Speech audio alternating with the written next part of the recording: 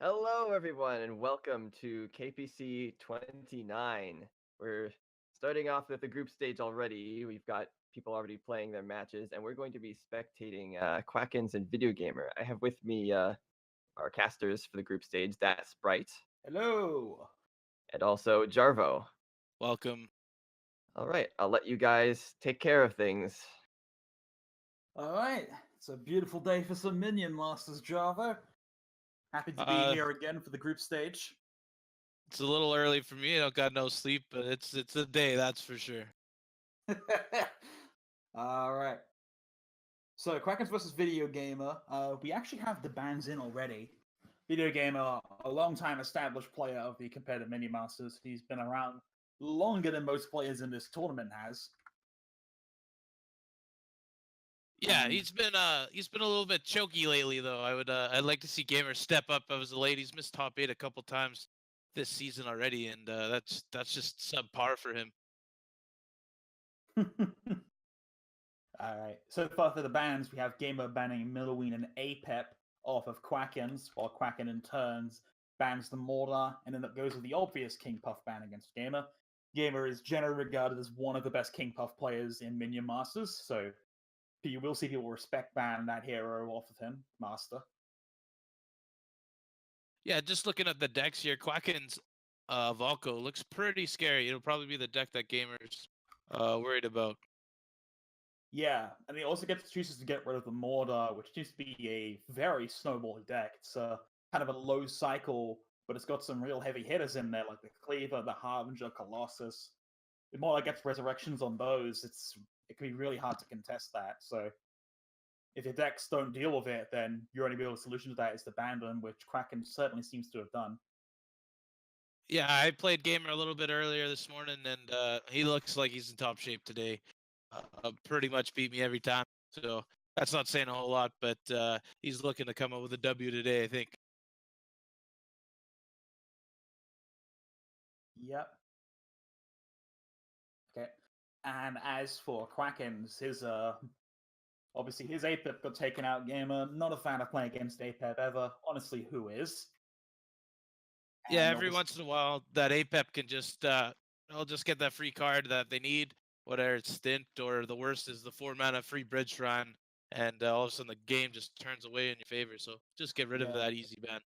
Speaking of Bridge Shrine, that was also in the Millowing deck that was banned as well. It seems to be a rather low cycle Millowing deck with a Bridge Shrine. It's pretty popular. You'd see it in the last KBC, I believe. We try to get that golem out. It gets a ton of stacks and it protects your Bridge Shrine. It'd be very hard to deal with. In fact, both the decks he got rid of had Bridge Shrine in them, so Gamer really just does not want to go to the XP race here. Here we go. Yeah, Going into game one here. We see Gamer representing the Witch Hunter Rappo there from the Battle Pass up against the Crystal King Puff. Opens up with the Wolf Among Sheep. Very strong opening play from both players. I think we'll be seeing that a whole lot this tournament. We will. Wolf Among Sheep. It's a very mana effective card right now. It's probably one of the best opening plays you could do right now. Unfortunately, we see Gamers Never Bat blinks off of the Wolf. You'll need to drop down the Xiao to protect against that. Not only did it blink off the wall, his another bat never grabbed him a bridge either, so he had to use Elite Cleaver to grab top as well. The Never Bat takes away though. Managed to get the bridge off of those Flightless Dragons when Streaming Scrap blew him up, but then it blinks off the bridge, giving King Puff it with the Swarmer. It's effective, but it's inconsistent, that card. Gamer choosing to Wheel of Doom that Blastmancer, realizing that he's playing Rappo. Yeah, I think we'll be seeing that happen a lot. Just there's so many good minions for Blastmancer to kill in Gamer's deck. It really just makes sense to try and remove that Blastmancer by any means necessary. I don't think Krakens has shown anything so far that can block the Wheel of Doom. I don't know if he has anything. I don't remember. Here we got Gamer. Gamer's got a little bit of an XP lead here, up about 15 in the early game. Ooh, the stun almost results in that Werewolf getting killed before it can transform, but just barely sticking around with about 10 health.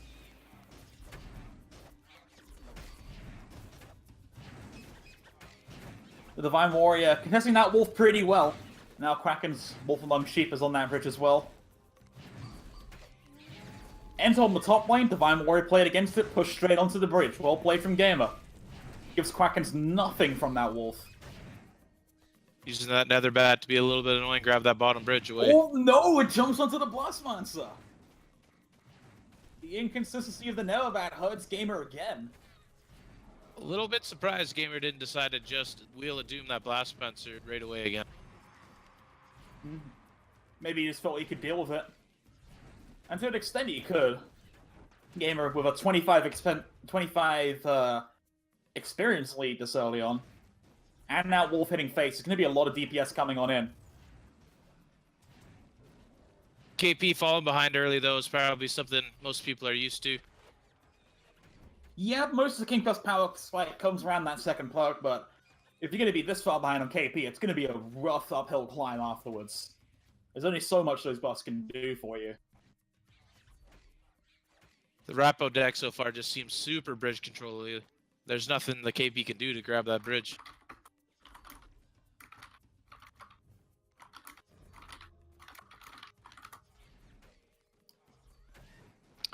We got Gamer dealing with all those Legionnaires. Divine Warrior, busted still. Choosing to grab the bottom bridge with the Elite Cleaver. The Blastmaster comes. Will Gamer choose to wheel it this time? Yes, he does. There is a Divine Warrior for Krakens that can block that. May have not been worth as a lot of damage coming top lane. Yeah, we see Gamer hanging on to this, Scrat Horde. Obviously, the Scrat Horde into the instant Darker would be nice removal on anything large Krakens has got, but Kraken's deck just seems to be focused on multi-unit minions, even picking up a copy of the Legionnaires, a card you don't see too much these days. Yeah, we see Gamer choosing to fireball those drone walkers too. Drone buzzers every time they come out. Doesn't want to deal with those. Here comes the Propeller Horde from Krakens, though. That could be difficult for Gamer to deal with. I don't think he has much anti-air other than the Illusory Cleaver. He does have Divine Warrior in hand. Yeah, the Rappo targets onto the Werewolf, and Rappo's low DPS not going to do any favors. That newly buffed Fireball is going to be dropped. That's going to help him out quite a bit.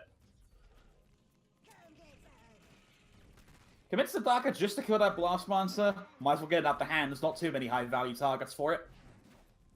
Yeah, Blastmatch is probably the best target he could get out of the Daka. Maybe the Warrior too after the Divine Shield's gone. I'm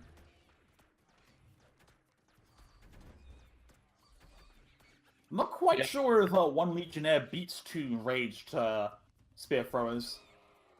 But Gamer decides to commit all the Wolf Among Sheep card onto that top lane. And then the Bat blinks away from its target again. Yeah, I'm not too sure. We're not having good luck capitalizing on that unit. I'm not sure if Gamer's too worried about it right now. He's just trying to keep his XP lead, but it's getting a little tougher as the shields and the rage are getting more and more important for this KP here. Yeah, the upside to the KP of having all these multi-unit minions is it makes them very effective against Rappo. Lots of hands to take down those Scrats, and it's not giving Gamer the bridge control he wants. Yeah, Gamer looking like he's starting to lose control of this game.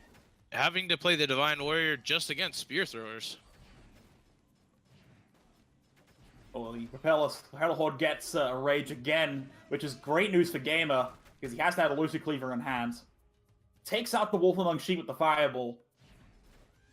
That's going to give him a bit of space. We see him drop the Scrat Horde to contest this Divine Warrior, but there's a Flame to back it up. Yeah, Gamer's still got a little bit of a lead here to about 20 XP, but it is coming down a little bit. He was up about 40 earlier on. Yeah, and I don't think he has any way to... Oh, that was a good bridge shot from Krakens. That was a waste of a Wheel of Doom from Gamer, and now it's a shielded Propeller Horde. Yeah, Gamer doesn't have any way and to deal with this. the Fireball misses! The Screaming Scrat's gonna have to pull the Propeller Horde away for now. Gamer might be in a little bit of trouble here, not having an answer for that. He's in a lot of trouble. He's dropping down low. The Divine Warrior isn't really going to tank much up. It's all targeting face already. He's dead. That missed Fireball was crucial for Krakens to take that match. A little bit of a shock here. I mean, Gamer's a veteran player, and I haven't seen too much of Krakens. Proven to be a little bit of a formidable opponent. Yeah, Krakens used the multi-unit minions quite well, just beat down a Gamer once it came to that second perk. He couldn't keep up with the semi-swarm coming from KP, really. When he backed that up with the Blast Mines and the Fire Imp as well, Gamer kind of got countered, but we see him very quickly get back into it. So, no tempo loss there for Gamer. Gamer has been known a little bit to tilt, though, so hopefully he can just recover from that loss, realize that maybe he got a little unlucky, and play a little bit smarter this game. I think it comes down to an unlucky deck matchup there. I don't think he wanted to see the KP first there. We see him switching over to the Millween now. Milloween is a little bit better of a matchup. It catches up. Perk 2 is great for KP, but Perk 3 is really good for Millow. Counters that KP Perk 2 quite hard. Yeah, and that's a ramble we saw Krakens trying to aim for last game, so Gamer can keep performance from last time. He should be in a much better spot, especially with this Whirly Scrat.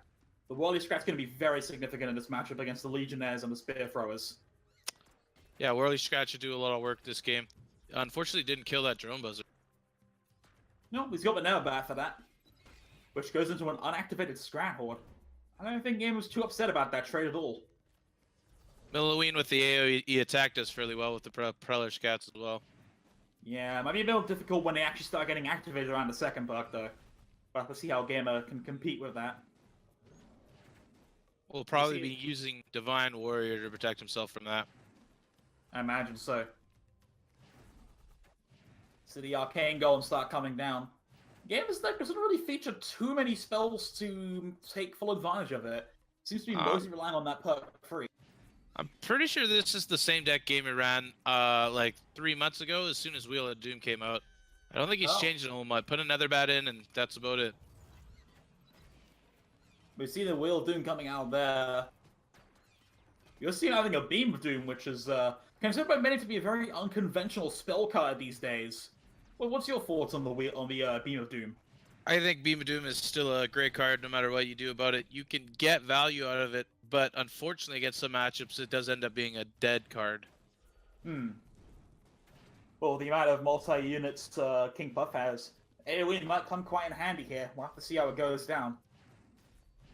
If King Buff gets over-aggressive and ends up stacking some of these units together, it won't be hard to get that much value out of Beam of Doom. Gamer is starting to spam out the turtle a little bit more here, trying to get it out as often as he can. His deck is quite cycly. Should be able to get that out and almost get 2 out at a time. Yeah, we see he's hanging onto the Curse Bearer, which will be quite useful once King Buff starts getting the shielded minions in. Yeah, as that... Oh! That's a misplay from Gamer. I don't know what that was. Again, Gamer I've seen get tilted before. Hopefully that doesn't leave him too much of a mess. He can recover from that. It'll be alright. It's a big wheel doing on the top lane, and Arcane Golem was going to die with or without it.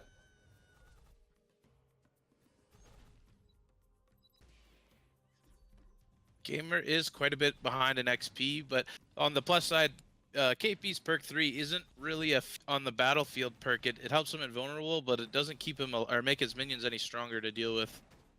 Yeah, it'll be a matter of Gamer holding out here against this perk 2.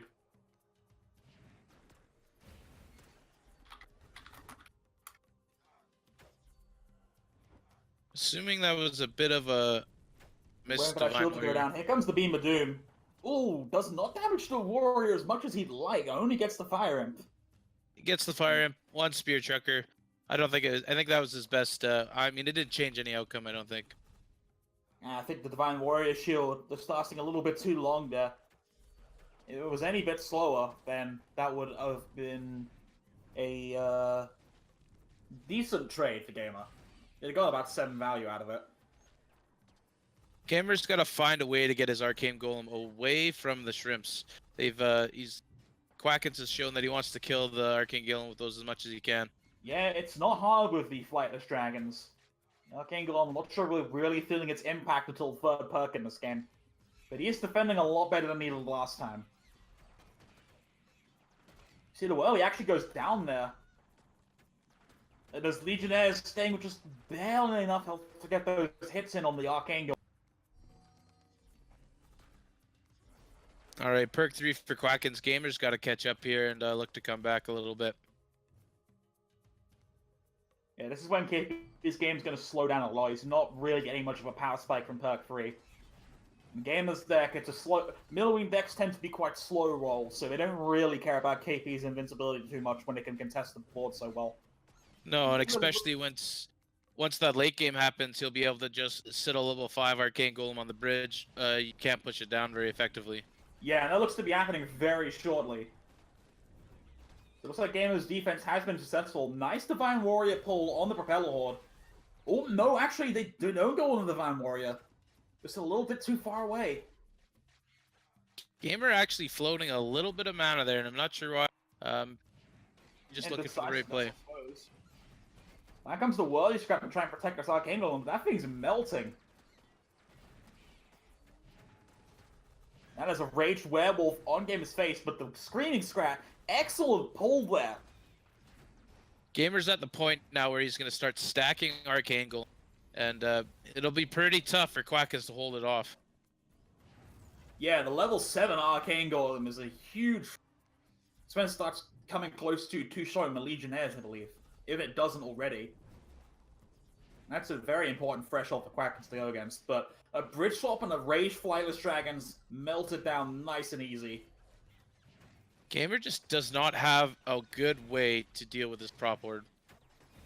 Well, he's got the missiles, that'll help mow it down a little bit, and Divine Warrior will buy the Arcane Golem some time. That Whirly Scrap up top lane, willing to 1v5. And now we got... Yeah, that's what I mean about the Whirly Scrap. And now we've got 2 of the buffed up Arcane Golems on the field. Yeah, if Gamer can keep both these alive and cycle to a third one, I don't know if there's a way for them to come back.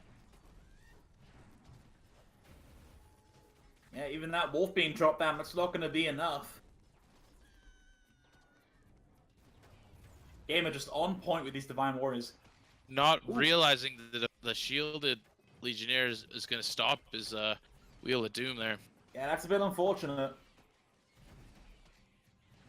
That might be the TSN turning point there. Before they were buffed, but not these days. Yeah. Kind of looks like it might be the TSN turning point right there. Gamer looked like he was crawling back, and then he threw that Wheel of Doom and just wasted 4 mana. Yeah, it looks like Krakens is going to reach Mana Frenzy, and Gamer hasn't really caught up fast enough. Gamer is choosing to stack the... Oh, I'm surprised he didn't preemptively beam there, to be honest. I thought that's what happened. He stacks the Arcane Golems, but he gets punished by that Fire Imp and the Bridge Swap so hard. If he would have preemptively beamed, because he should have known it was going to happen, he might have had a solid effort. But Gamer needs pretty much the bridges from now on. He's got to hold them.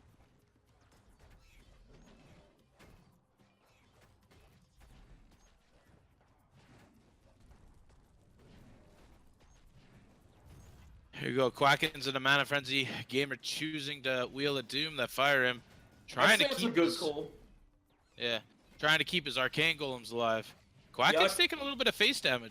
I mean, we've seen middle-lane players hold out against Mana Frenzy for a long time, just because the amount of attack targets they have to shoot keeps that Arcane Golem on their side of the field for a while. The difference between... Not completely over. The difference between that middle lane and this one is this one doesn't have clear skies. That Wheel of Doom, though, I don't like that. Just runs straight into the Werewolf and gets blocked. Looks like Krakens is going to take the set 2-0 off a Gamer, and quite the upset.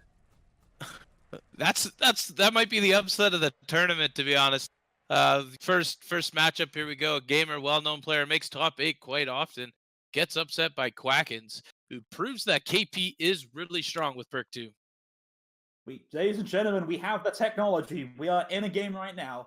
This is Raz versus, I don't know how to pronounce that name. Let's call him Woot. We see Raz with this Ravager here, with what seems to be a very aggressive start against Woot, but Woot hasn't going to take that much damage. So, a single Crystal Archer and the Assassin coming on in. Morgrel's stalling up for quite a while. Woot is holding off fairly effectively against this Brutus, and a Fireball completely whiffs on the face. Nagport comes in to take down the Plasma Marines. And we see a perk 2 Brutus. That's not something you see every day, that Ravager's able to hit perk 2 with it.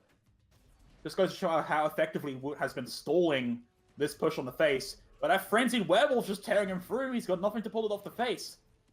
He's dropping down pretty low, and that Crystal Arch has been plinking away at him for a long time. Seems that Woot was able to stall it effectively, but he wasn't able to stop himself from taking damage, and now Raz has got a massive advantage in this early game.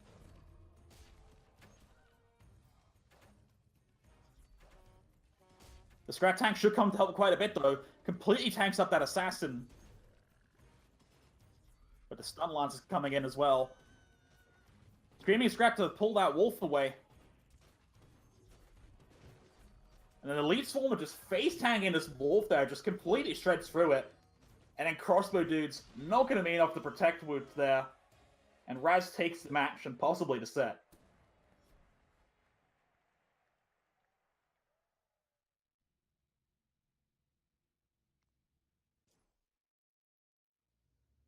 Alright, we'll be looking to get confirmation, and that was the last match of the set. At which point we'll be swiftly moving on to round 2. Oh, that was only match 1. Match 1. Oh. Excellent. We'll go straight back into game 2 then. You with us this time, Java? I do not know why it will not let me join. It's very strange. We see Raz very strong opening. We see him with a Gambler's Ball, actually, which is a very interesting pickup for a Ravager. Likely trying to get that early game push as inexpensive as possible. We're going to see quite a lot of Stun Lances in this matchup. It seems both players are bringing them. They're a popular card after the buff. Obviously, the stun, if a unit with Lycanthropy is stunned, that stops it from transforming until the stun has expired. So a Stun Lancer can theoretically just stop any kind of werewolf unit if it's given the space. Alright, I think I could fill in for a second since Jarvo isn't able to make it into these games. Yeah, okay. We see that Wheel of Doom thrown on out against the Wolf Among Sheep. Doesn't quite kill the wolf, but it's low enough health for Apep and a Xiao Long to deal with it. But now this Harbinger comes down from Raz, and this is going to start the hurt for Woot. Yeah, Brutus protecting that Harbinger is going to be real tough for Woot to deal with. Oh, and he gets a Healing Fireball out. Might not be the best result, but it works for him, and... It's a result. It helps him, regardless of what it ended up being. Yeah, and Harbinger pretty effective against the Wolves despite its high cost, as we see there. It was only about half health, but it just gets one shot by the Harbinger. And then that thing's going to have a lot of board presence for Raz to back up with. Alright. Harbinger's still hanging around, just so annoying to deal with. Finally, it locks onto his face, which gives Woot a chance to start dealing with it. Yeah, we see that Living Statue played very, very conservatively, rather than using it to soak up any damage from that Harbinger. Perhaps Woot doesn't feel that's necessary, but... Oh boy, the Harbinger survives. The Xiao Long did not quite kill it, and now it's going to continue hitting. Oh, that Daggerfall's brutal. And there's a second Harbinger on the field now. Woot just isn't getting rid of this Harbinger. He's just having trouble finding enough anti-air. Finally, he deals with the first one. Yeah, that one Daggerfall into the Crystal Archers was brutal for him to deal with. But we see him finally... No, never mind. The Harbinger is able to shred pretty much all of Woot's push here. It's not looking like a good matchup.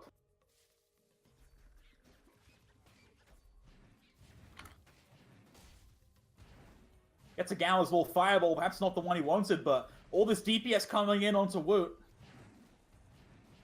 It's not looking too good for him. Only a few Harbinger shots away from losing, although this Xiao might take out that Harbinger, yes. So, we're trying to stabilize, but he's having a real hard time. He might not have quite enough anti-air, or he maybe just needs to save it for this Harbinger. It can be a very tricky card to deal with. This is a lot. There's a lot you need to do to make sure that you can destroy the Harbinger without it getting protected. Yeah, seems like it.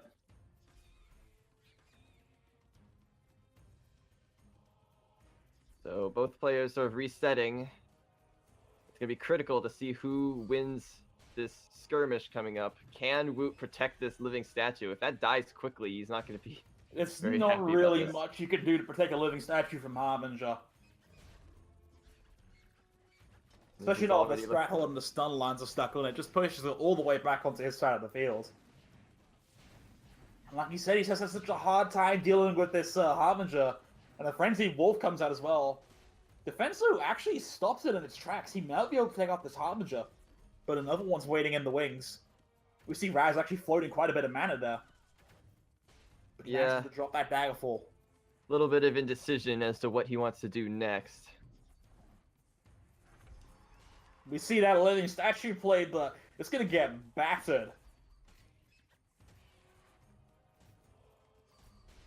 And the Terror Brood is coming on in. It's so much hell for Wu to deal with a Harbinger behind it. It's looking like she's going to get rolled over here.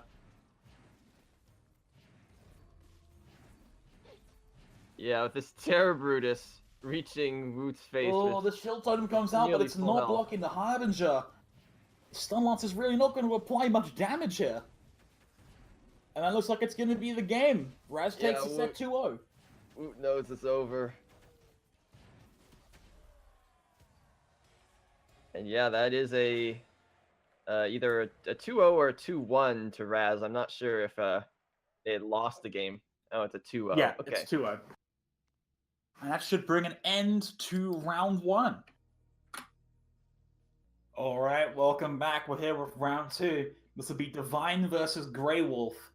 And Grey Wolf, a longtime favorite of some players, known for his very aggressive and unorthodox styles, so... Yeah, Grey Wolf, one of those unique players that brings some just random stuff in that a lot of other players don't. You know, he's got a Commander Azali in that King Puff, like, that just bottles the mind. Or sorry, he's APEP. We see a couple of unusual things for both players here. Obviously, Grey Wolf's got that aforementioned one, but he's also got what seems to be a heavy cycle-based Millowing with Blood Imps in it, and a lot of 2-cost and below cards in there, trying to cycle out as many Arcane Golems as possible. Like you said, we see the Commander Zali, but we also see Crossbow Guild Stormbringer, another rather uncommon pickup. As for Divine, seems to be a bit of a fan of the Guardian, got it in 2 of the decks there, the Mordor and the Ravager. Very high momentum card, and especially if you get either just the Frenzied Wolf or Wolf Resurrection, you can get quite a nasty push going with that. And as for the Setsu, really weird. It's got 3 free-cost spells and then the Gorak Brutes to go with it. So if you're Divine, you're looking at Grey Wolf, knowing that he's a pretty good player. What are you looking to take away from? Absolutely take away the Millowing. That Millowing deck looks very annoying to play against with that many 1-cost and below cards. It looks like something that's just going to outcycle you so quickly. Yeah, especially since he's got not only the Blood Imps, but he's got the Clear Skies to heal himself back up and not worry about it. That classic Divine Warrior just to hold everything in place. After that, I'd probably take away the APEP.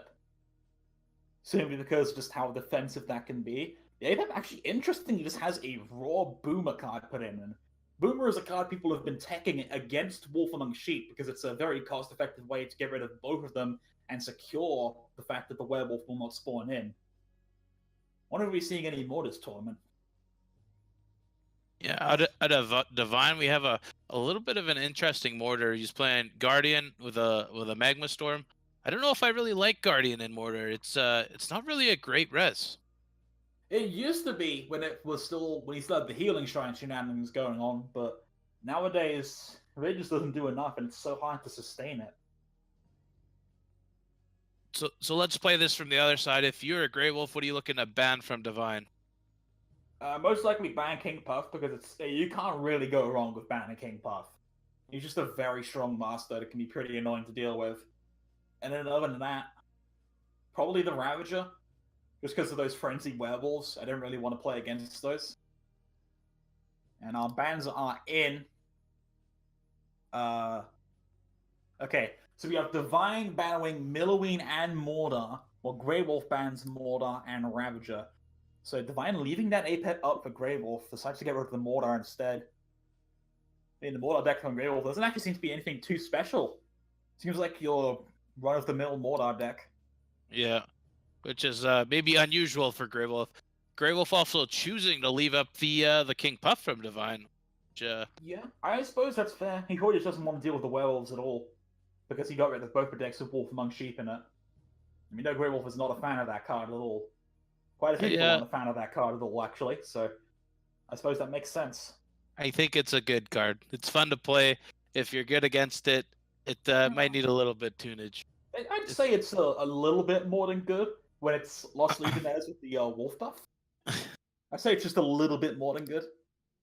But obviously you'll be hearing more about that soon. You heard it here first. You did hear it here first.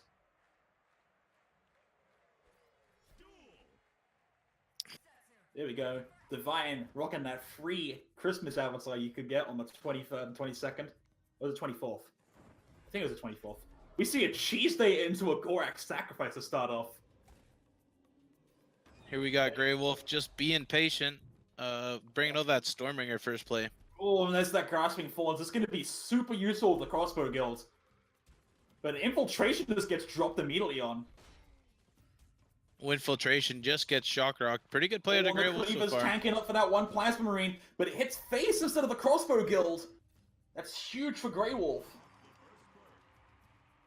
Divine does have quite an XP lead, doubling Grey Wolf so far, but Grey Wolf does have that Crossbow Guild up and starting to build a little bit of a push.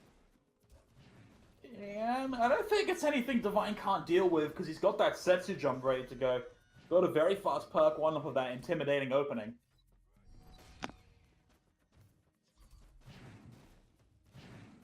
I didn't believe that was a real cleaver, to be honest, and then it hit face.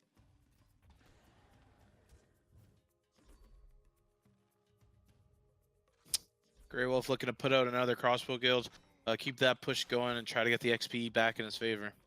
Yeah, he's playing this quite slowly for the Grey Wolf we know, and we see Divine leaving the Master Tower with a werewolf there. We see the Gorak Brutes coming on out, the dynamic duo. I don't know if Divine leaving the tower is the best choice there. He took a lot of damage from that werewolf there. He does have a lot of cleavers, though. This Grasping Thorns is super useful for Grey Wolf, just slowing down these aggressive units. The Magma Storm, Scorched Earth policy, though, clears out most of these annoying buildings. Both players taking quite a bit of chip damage early on. Grey Wolf looking to pull that XP lead back into his favor. Look like they're going to go just about even into Perk 2, but Perk 2 is, of course, Stormbringer's main power spike. Yeah, but Grey Wolf doesn't have a lot of ranged minions. It's just the Crossbow Guild, I think. Could be good enough, considering the amount of semi-aggressive units Divine has, but also stuff like the Infiltration that wants to get in the face. Yeah, that's a pretty dead Crossbow Guild. That's very nice for Divine. Put the momentum back in their favor. And now he's got that Gorak Brutes prepped up. Goes with the sacrifice onto the armored strat.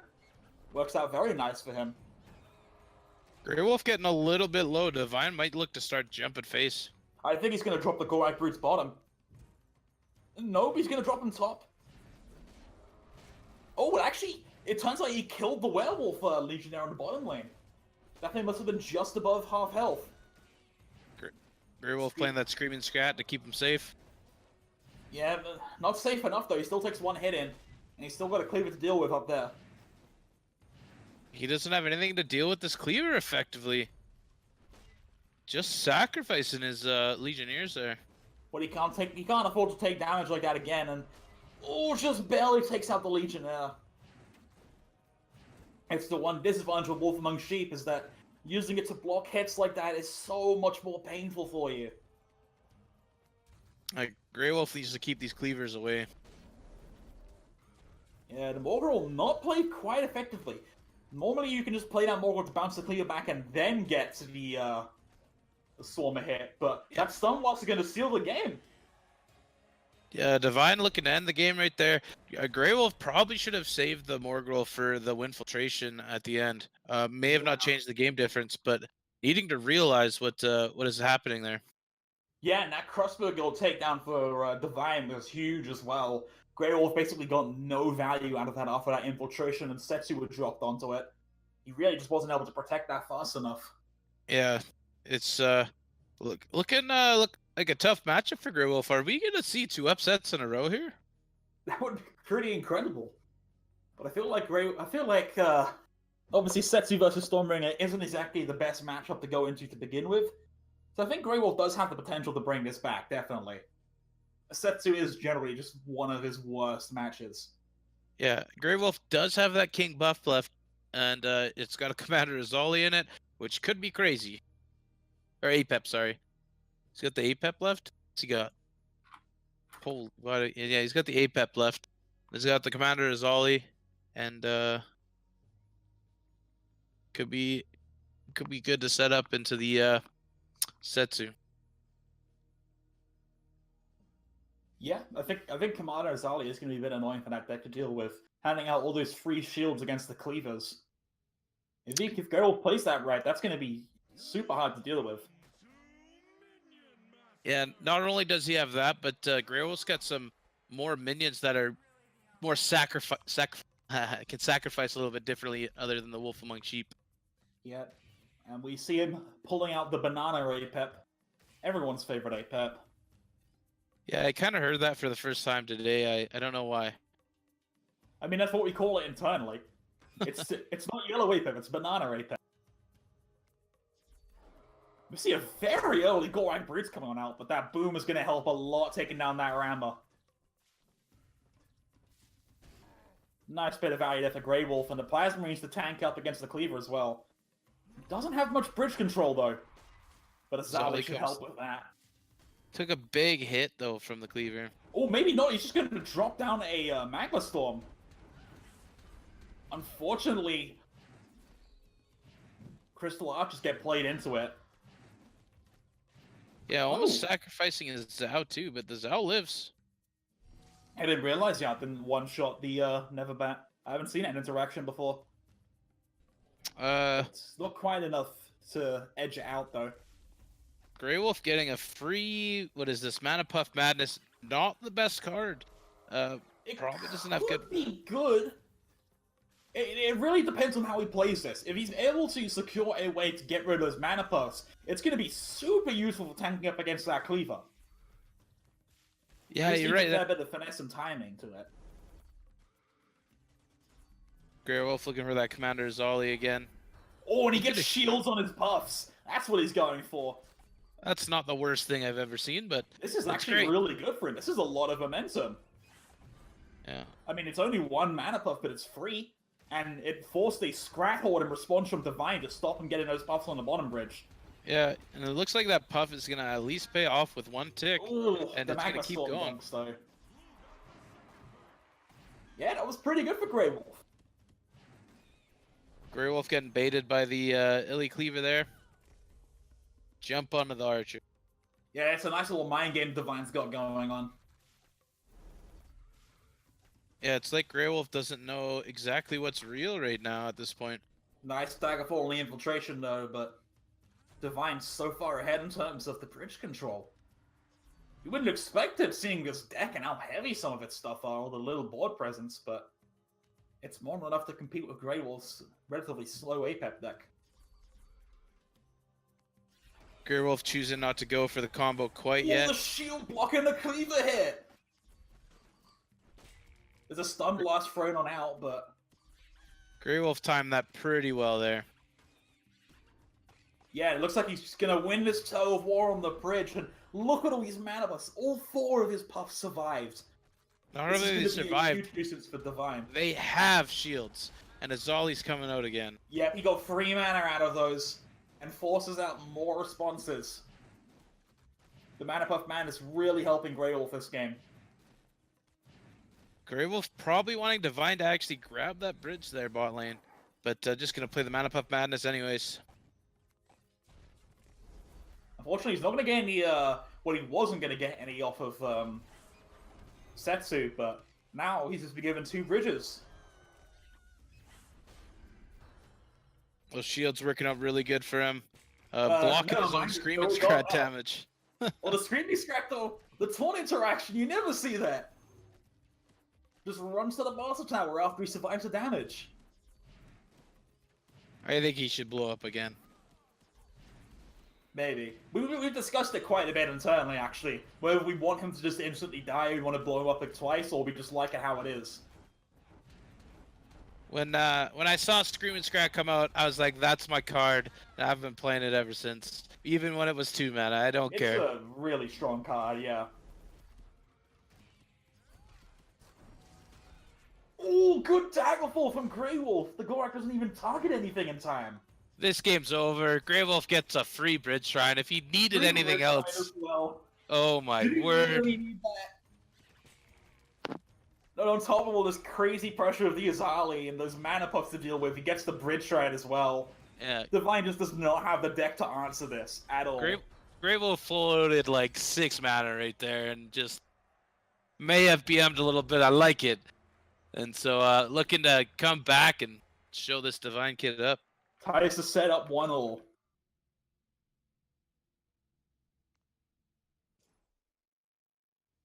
I had questions about the Mana Puff Madness that they were answered. It's good.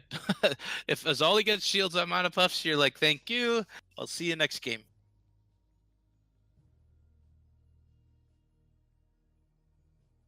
Looking to go into game 3 here. I'm thinking Grey Wolf, that's a pretty tough APEP deck to beat. Azali taking up all the cleaver hits. Yeah. About sums it up. Grey Wolf had some great rolls with that APET puck and then played the Azali really well. Just super high tempo with that. And we even saw, I think at one point, he used the Mana Puff Madness to intentionally lose the top bridge just so we could take it again with the Crystal Archers and get another Azali shield out of it. So it really worked out in his favor and put a lot of pressure that Divine's slower deck just wasn't able to cope with. So we're going to have to see how Divine responds as we go into game 3 of this set. Yeah, Azali, a little bit of a unique card, but Grey Wolf seems very proficient with it, getting shields when he's needed, and even knowing how to get multiple shields out of it. They see that King Puff deck. Business as usual for this deck. Yeah, wait till perk 2, see what happens. Pretty much is how this one goes. The question is he going to get to perk 2 once Grey Wolf starts getting the Azali ball rolling? He's going to get it rolling early, too. Yep. Obviously, the pro of Grey Wolf's deck is that it doesn't require any perks to start being active. It comes online right out of the gate, which can be very useful in this werewolf meta. You want a nice proactive deck like that to deal with them. Meme Storm doing good. Grey Wolf giving it the old thumbs up, not too happy about that.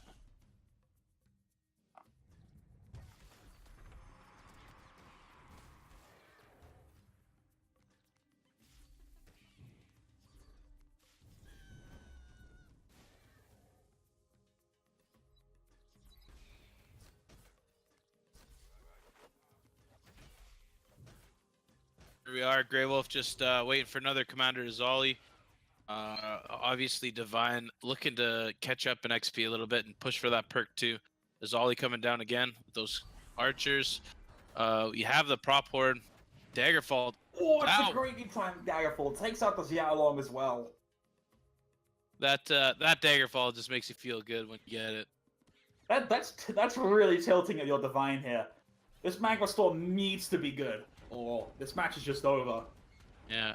It's not what he's looking for. Only one hit on the Azali. He's got a full health Azali to the face now. Needs to deploy that Musketeer just for the DPS. Yeah, Azali looking to do work, and even that one Crystal Archer in the bot lane surviving. Drops down to about 1,000 HP. Still dropping lower. He needs something good to take care of this Curse Barrier. Succubus will do it, but that really hurts for that to happen. I mean, Grey Wolf's so far ahead, he's just cycling his totem there, too. Not the best swap in the world to swap your Succubus into Azali. Azali also not getting shields because he's stunned. Yeah, that is a fairly uncommon interaction with Azali. You don't see too much, but obviously, like you said, she's stunned. No shields on those bridges. Divine almost at that perk 2 power spike. Hopefully can make a little bit of a comeback here. We'll have to see. It needs to be pretty good. But these bridges, he can't really afford to take any of them back right now. Fine, has to get to that perk 2. Grey Wolf floated mana again. I've seen him do it quite a few times. That could cost him later on. Maybe, but I'm not sure it entirely matters too much with this deck. Just the amount of momentum it can get. Yeah, if my only concern is if you're playing like players like Cat and stuff like that, you need your mana values. Skimscrack gets the point, but one shot by the Musketeer there. Rage Musketeer, very powerful. Can be pretty hard to deal with. Greywolf's playing this very slowly. It's not entirely what we're used to seeing from him. Yeah, just keeping his stuff alive, and to be honest, it's probably not the style he should be playing. That APEP is gonna get stronger with time here. Or sorry, not that APEP. The King Puff is gonna get stronger with time, and those perk 2 coming out. Hmm.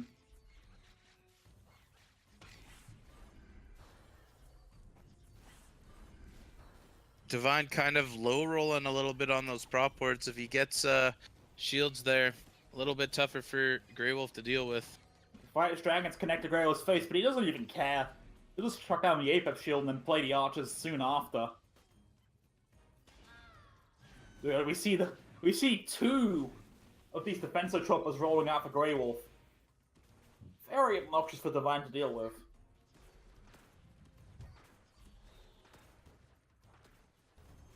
I mean, a little bit unnecessary there, I feel.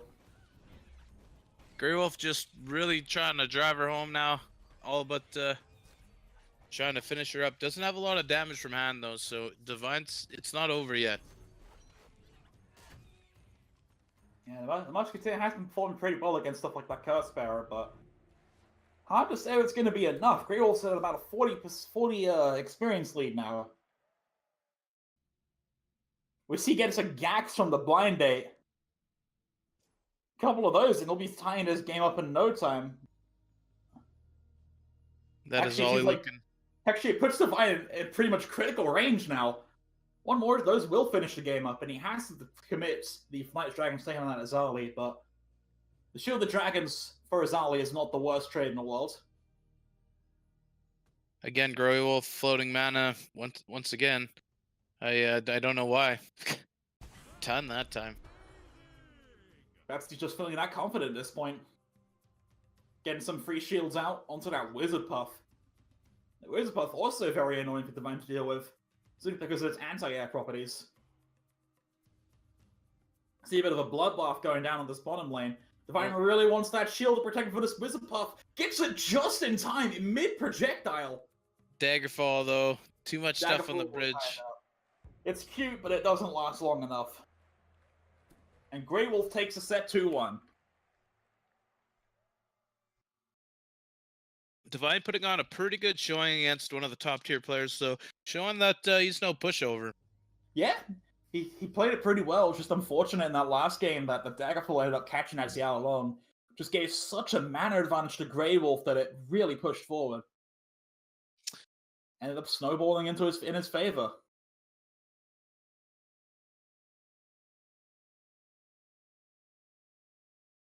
Alright, we'll be quickly trying to set up another match while the second round continues. Until then, we'll be going to a break, so see you guys soon. Hello, everyone. This is Rush Second here, the admin for this tournament. I've been trying to work behind the scenes to fix a few issues with some incorrect scores recorded in round 1. And as you saw, I tried to redo some, I had to undo round 2 to try and do them to fix it, but that didn't work because it changes the matches. So we've had a few issues I've been trying to deal with. Thankfully, it looks like all the round 2 results are back in, and we're ready for round 3. And I'll find a way to get missing points back to Buell and Woot Bidwal. So I'll keep an eye out and try to take care of those in the meantime. So we do have round 3 coming up, and we will be spectating the next match, which would be Cat versus Hazard Bomber.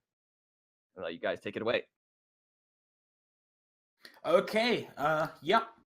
That's the gist of it. So we're going to Cat versus Hazard Bomber. Cat is very much an infamous player in the competitive scene at this point. But in tournament after tournament, multiple KPC winner as well. Very consistent player. Really looking forward to seeing him in action again today.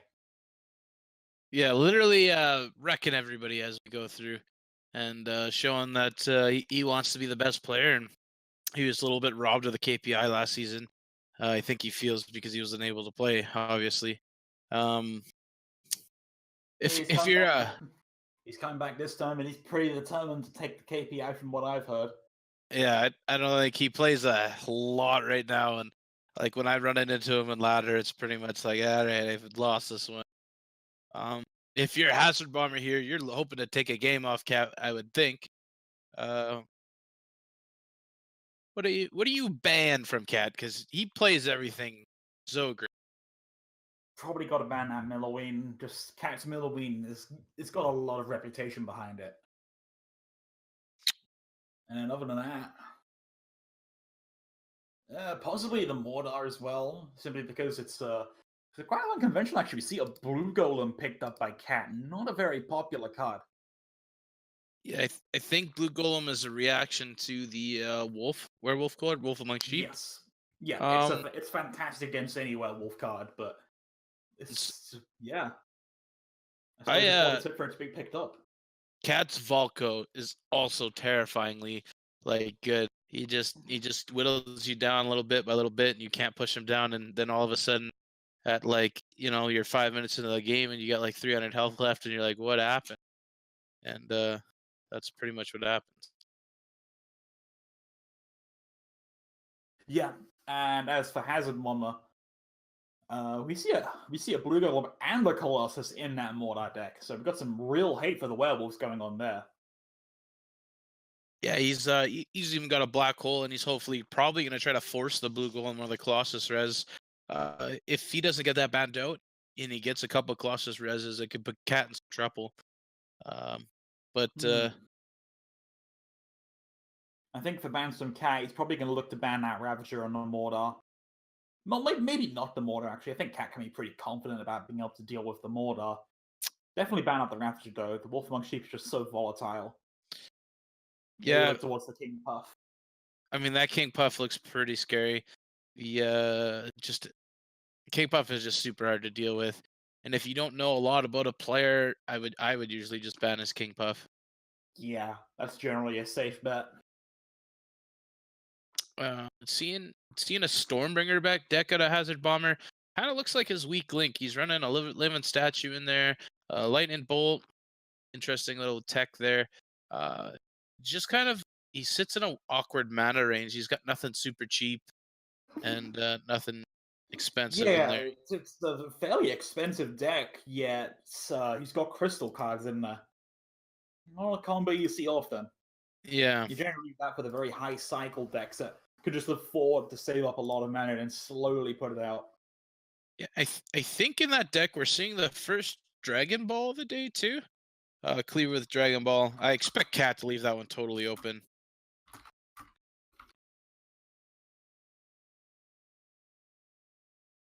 Really? I don't feel like Dragon Ball's even that bad of a card these days. I think it's you've got to change up how you're playing it from before, I believe. Mainly, you can't just rely on throwing out to back up a push or whatever. Generally, I find you've got to emphasize getting the value off of that whelp. And the 6 mana range is a very small, limited range. But you've got some really consistent cards in there, like a Cleaver. The downside of it being is that you usually only run maybe one, maybe 2 6-drops. There isn't a lot of options there for that. So it's very telling when you're going to play that Dragon Ball. So Cat, the good player, will be like, oh, Dragon Ball's coming out. I'm going to put a Zao out on the field. Or I'm going to use Bannerman or whatever. He's going to block that. I don't think he's going to have very good opportunities to use that Dragon Ball. Yeah, I don't think Cat has that many Xiaolongs. I think I can only see... Oh, no, there they are. I see 2 copies of Xiaolong in his lineup. And one of them is probably on one of the decks you'd want to ban as Hazard Bomber, so... Depends on the matchup, really. We're just waiting on getting these bans in. Other than that, I feel like Cat will likely just open with the Volko. I don't see Volko getting banned by Hazard Bomber. And I think it'll be a very strong start. Yeah, I mean, Cat's proven that Volko in the past tournaments looks like one of his best decks. And if Hazard Bomber decides to leave it open, which he might, because you're right, you got to get rid of that Milloween, and that Mortar looks scary. Whatever the King Puff. Cat's lineup looks terrifying, so I would open the Volko as well. Yeah. As if you're Hazard Bomber, maybe you open up with the Stormbringer because it's gonna be left open, and you hope to sneak out a win there. I think that's his only option. Yeah, I don't see any conceivable way that Stormbringer gets banned by Cat. No, it just seems so much weaker than the other three decks.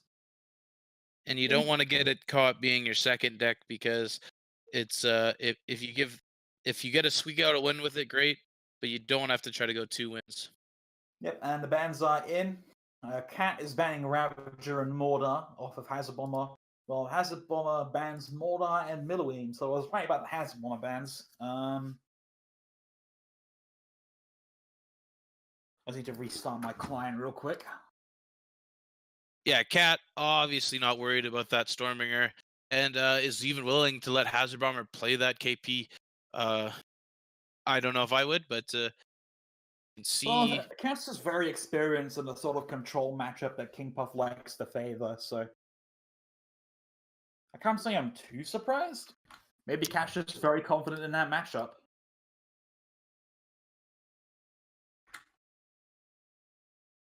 If there is anybody that I will not second guess in all KPC, it's definitely Cat. He'll do whatever he wants to do, and it'll probably be the right choice 99% of the time. There hasn't been too many players this season that have come even close to competing with him. Lots of the tournaments. We got Mephisto, who's given him some good runs, but is not here today. So.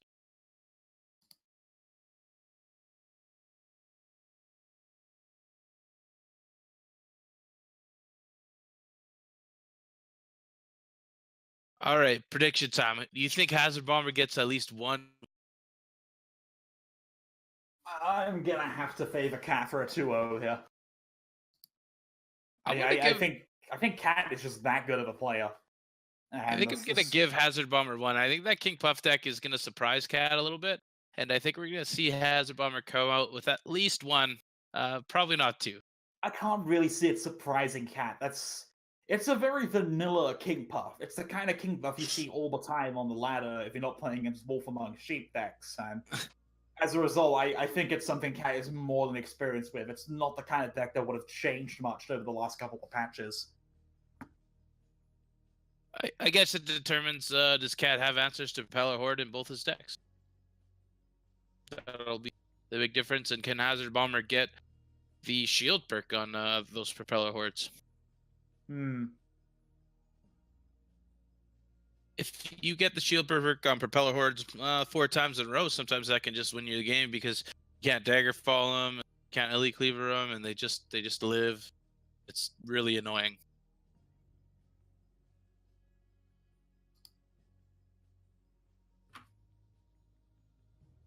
Yeah, I don't know. I just have that much faith in Cat. I think that the King Puff really isn't going to be too much of an issue for him. So we're just waiting on this match to start. I'm going to stick to my guns and say Cat will open up the Volko. Because I believe the Volko will be a great match. Volko is a decent matchup against King Puff in general. And it's not the worst against Stormbringer. And Stormbringer's only got one flying in it to begin with, so I feel like Volko is just the right choice to open up with for Cat.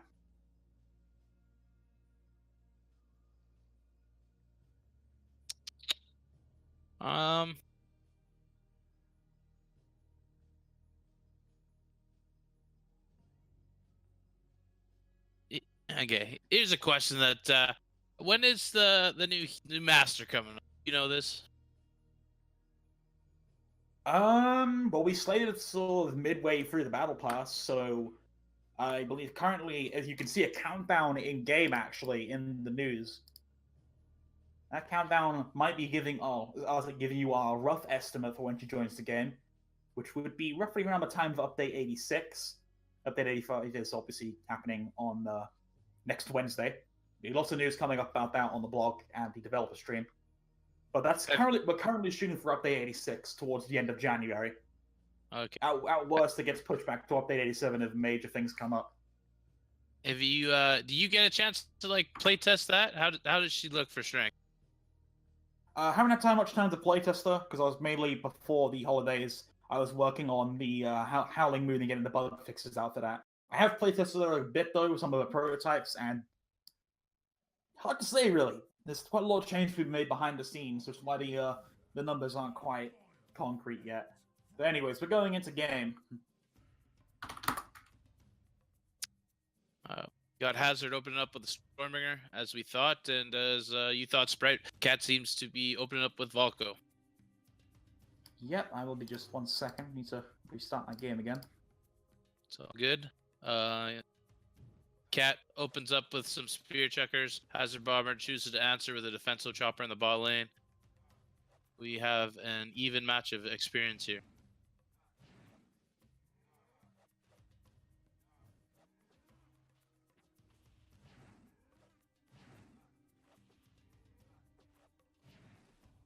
Okay. Hazard Bomber looking okay, to there we go. I'm in. keep the XP lead. Was even willing to Daggerfall one Plasma Ring.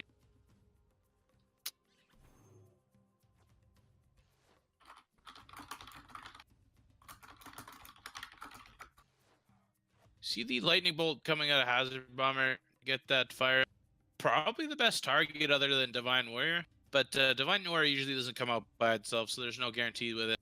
Yeah, I was going to say, I don't think you can reliably get many lightning bolts off of here. I suppose, I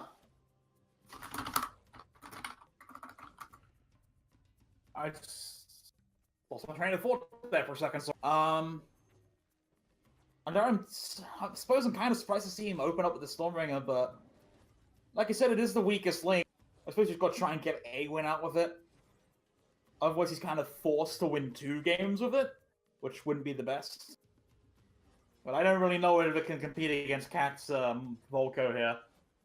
Yeah, he's getting so much value there. He played a ton of mana into Divine Warrior Flame combo. Oh, it's a great Dragon Ball from Hazard, though. Solid Dragon Ball, but here's the turning point. Cat's got perk 2. Hazard Bomber's nowhere near perk 2. Yeah, that's kind of surprising. You don't really expect the Volko to be this far ahead in the early game. Because generally seen as having one of the weaker early games because his first perk doesn't do anything for the bridge state. Yeah, but once he gets Burn the Bridges, now this becomes a dangerous game for Hazard Bomber. Has to be extremely careful when he crosses that bridge with some of his units. Hmm.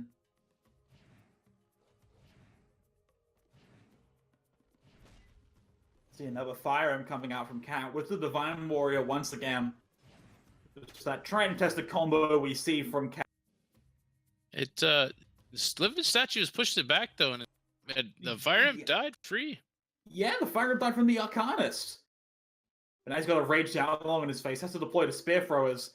There's a Cleaver though being held on the bridges, and the match just ended for me. Nope, it's still going on. You got Hazard Bomber here, applying face pressure with Living Statue, Cleaver, and Cat looking to come back. What? Okay, I'm back in now. And we have Hazard Bomber trying to climb his way back into the XP lead.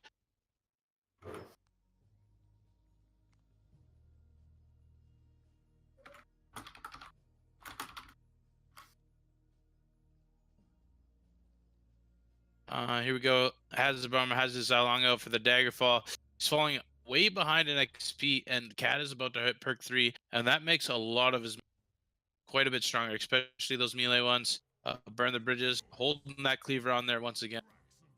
Cat's just looking to stop these pushes as much as he can. Good Dragon Ball out of Hazard Bomber here. Killing that Fire Imp again. Cat getting a little bit low, actually. Living Statue's doing a little bit of work. Lightning Bolt on the Divine Warrior by itself. Force out of Morgul. Cat's really starting to run out of mana here. That Living Statue damage not to be underestimated. No answer for that. Dragon Ball. Cat's dropped super low now. Hazard Bomber could take this game if he keeps the pressure up. The Living Statue is doing absolute wonders for him. Yeah, if he gets that living statue face one more time, Cleaver Dragon Ball ends the game probably. And the problem is, Cat really doesn't have anything that can stop this living statue. No, he's gonna. All of his cards generally rely on the unit's aggro into a Divine Warrior or something. That doesn't happen with living statue. Ooh, just barely gets it down. He just barely takes it down, but he has to commit so much to that. Is Hazard Bomber gonna? Oh, he is He's choosing to go face. I don't think Cat can really deal with that effectively. One more will win the game. He's down to 29 health. Any damage, Hazard Bomber's got Daggerfall and Dragon Ball coming up. He's just got to live. Cat's looking to push for that bridge. A lot of work for that. Living statue holding that bridge. He's just got to cycle through. The living statues pushing everything back. Is it enough? The firebolts are coming on out. He needs to hang on to this bridge. Hazard Bomber probably just saving up. See if he can beat Cat here, get an upset in with the Stormbringer. Even with the GG at the end, I told you Hazard Bomber getting at least one win out of Cat. Looking at the biggest upset so far, that is crazy. That was really surprising, just how effective that living statue was in the mid game there. Yeah, we're saying Cat wouldn't get surprised by anything, but looked like that living statue push surprised Cat. Maybe he just hasn't seen it in so long. It's either that, or maybe his deckers didn't have the tools to deal with it. Like I said, the living statue, it's not going to start hitting that Divine Warrior, which he really relies on to shut down most pushes. The living statue just walked straight past it and started smacking him in the face. And then when there's the Cleaver to back it up, Cat really just didn't have much to play against it. Yeah, he just had the Divine Warrior Fire Imp combo, but the Fire Imps gets Dragon Balled almost immediately as soon as Hazard had enough mana to play the Cleaver too. There's just no answer Cat had.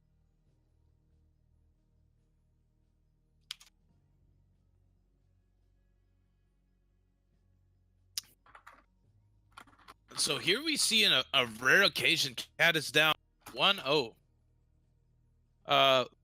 What's his other deck that he's got left here? He's played Valko. He's got his King Puff left or his Mortar left? Look back at the bans here. Ban Mortar and Miller. So he has his King Puff left. Yep, he's pretty confident with his King Puff. I'm still such surprised to see that living statue Stormbringer take a match off of him. And yeah, Cat obviously going to be confident as KP, but Hazard honestly getting what he needed out of that Stormbringer, which is just one win.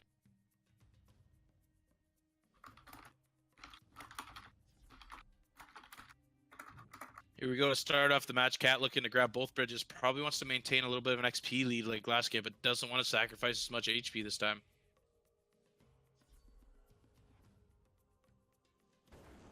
Hazard Bomber choosing the Lightning Bolt that Fire Imp. Doesn't want it to be, his Defensive Chopper to be dealt with. Xiao Long coming down. Cat about to hit perk 1. Not super good on KP, but perk swap will help maintain the pressure. We're seeing the living statue push come out again.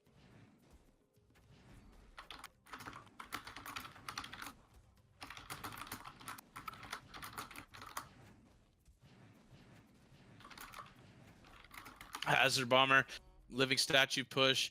Xiao Long looking to take it out. Daggerfall a little late to save that Zhao. The living statue still going to keep walking face. Cleaver coming down. Good swap by Cat into the Dragon Shrimps. Hazard Bomber obviously looking for that Dragon Ball after playing that Cleaver. Not coming out. Looking for a more defensive option.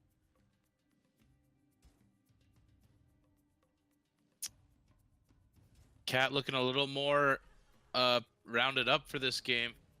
Not giving that living statue as much time to push down. Daggerfall just on the Arcanist alone, not getting those archers. Yeah, that Strat Tank rolling up on the Stormbringer's face. Really not much that could be done about it on the side of Hazard Bomber.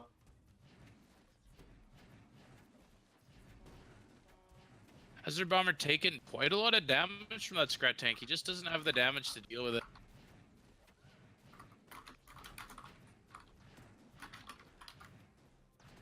KP, perk 2, obviously strongest point in the game. Hazard Bomber is quite far behind.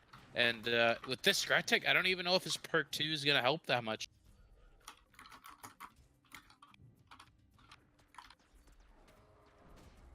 Hazard Bomber looking to play that Cleaver.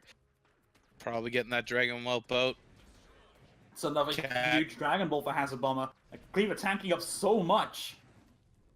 Good Dragon Ball, but Cat did have that Zhao Long. Now it's Rampage and Frenzied on the face. Just hitting like a truck.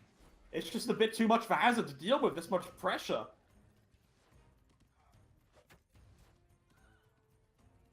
Hazard just looks like he fell too far behind a KP and lost the race to perk 2 by a ton. And Cat has just had some free, basically perk 2 time. And it's just killing him.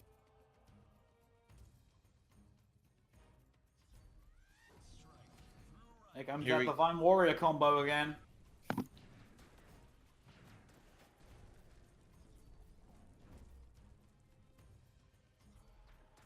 I think Cat wanted to swap his Flame Imp 2 to get to the Living Statue, but a little bit of a misplay, but not too big there.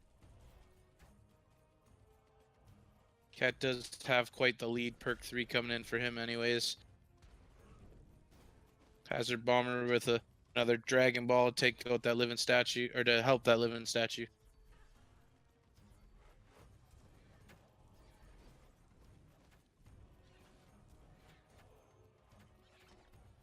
Cat looking a lot more confident. His KP looking strong. Yeah, Hazard Bomber not really having the answer. Stormbringer being brought to his knees here, it feels like, compared to last game. Cat was able to answer everything that gets put down. I think this Scrat Tank just had a huge role. Stormbringer not being able to chip it down, and Hazard Bomber having mostly ranged minions. Cat taking a little bit more care too of that Living Statue. Those shrimps obviously putting out tons of DPS. Yeah, this is the DPS he was kind of lacking against the last game, was the Volko. He didn't really have anything high damage enough to just melt down that Living Statue and stop it getting in the face. Obviously this game, much different. Plays a Crystal Arcanist into the lane of the Fire Imp. Tries the Lightning Bolt, but hits a Xiao Long instead. Not the worst pick. But that's that pesky Scrat Tank gonna take the bridge back. Yeah, Defensive Chopper on face. Clearly not doing anything. KP perk 3. Hazard Bomber's just looking like he's in trouble. Huge disadvantage. The Cat coming back with a strong wind. No tilt in this, man. The Scrat Tank rolling on in, just Stormbringer's Kryptonite. Really has no way to deal with that card in most traditional Stormbringer decks unless you tech against it.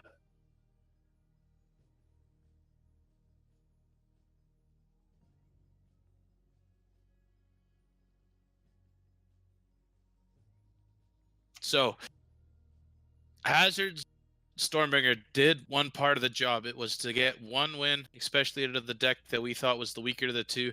Now it's KP versus KP. It's going to be a big bridge control match. See who can get perk 2 first.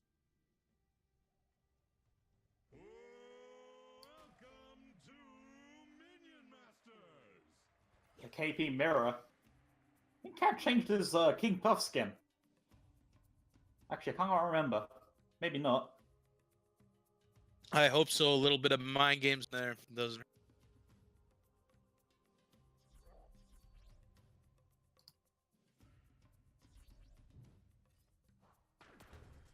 pretty good. Nice little dagger from Cat. Lots of value there. Obviously, not too much of a threat to King Puff, though. Hazard Bomber looking to grab the bridge. Obviously, this is a big XP match, so you don't want to get down early like he was last game. Werewolf comes on out, but the transformation time leaves it quite vulnerable. I didn't know Shrimps did that much damage to that thing. That's a pretty good counter. I mean, it's 150 DPS.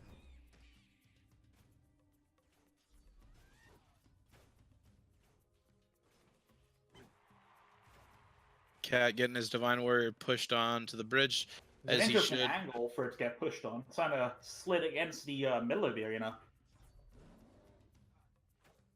We got Hazard realizing he doesn't want to lose the XP lead too much. That Dragon Ball coming out just to kill the fire. Ooh, is it a Dragon Ball in this one? I don't think so. Fireball coming out to kill the. Dragon Ball and King Buff. No, it's not Dragon Ball and King Buff these games. It's just the Fireball, I think, to deal with the Wolf Among Sheep, which Cat is not really running. Here comes that Scrap Tank again. Very annoying for him, even with the new and improved stun lancers. Really not going to be able to do too much about this. Seeing this Soul Stealer for the first time. I don't know if it's going to do a whole bunch. That Scrap Tank's going to tank it up. Maybe be able to DPS with the sheep. Speaking of tanking, that Werewolf really just didn't get anything done there. Well, Hazard Bomber kind of throwing away those propellers. They got the job done, but losing the bridge battle. Cat's got momentum, and he's got the mana, and he's going to be hitting perk 2 about 15 XP ahead. It's going to be a tough comeback. Yeah. Assassin on the bridges, given lots of space to work with.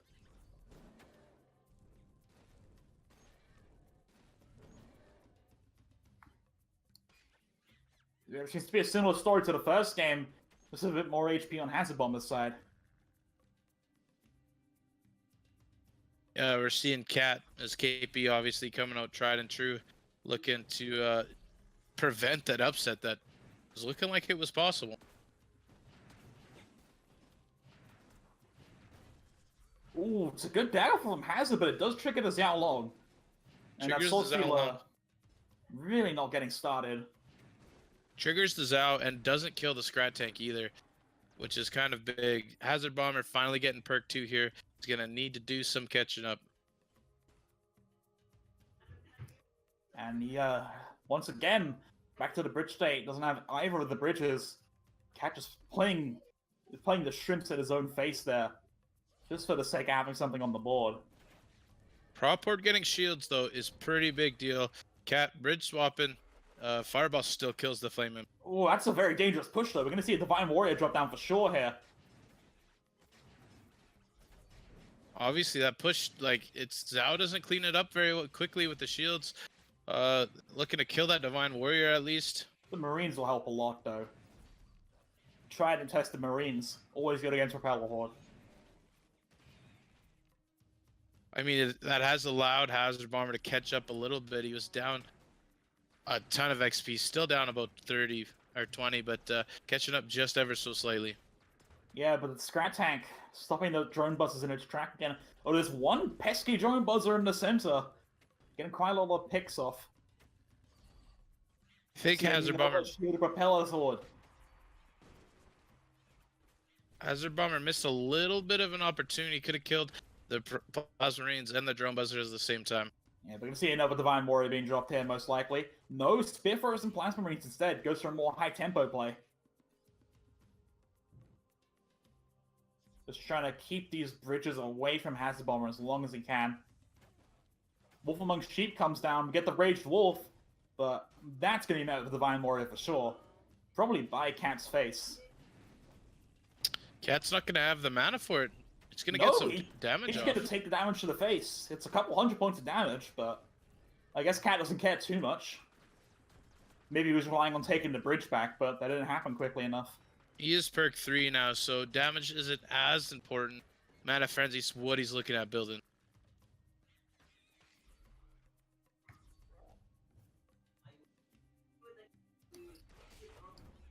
Again, those tried and true Plasma Marines looking to take out that prop board.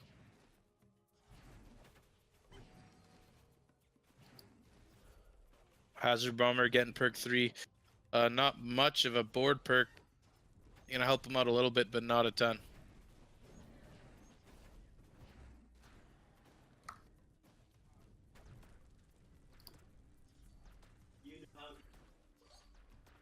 Soul Stealer coming down. That'll be just a moment. Seems to disconnect me from the match again. Cat's looking to just keep the XP lead ahead. Keeping Mana Frenzy. Not too worried about pushing up. Playing super defensive. Using that Scrat Take when he can. Keep him healthy. Choosing to play the Shrimps to grab the bridge and kill the Morgul. Hazard Bomber just looks like he's fallen a little bit behind here, trying to catch back up.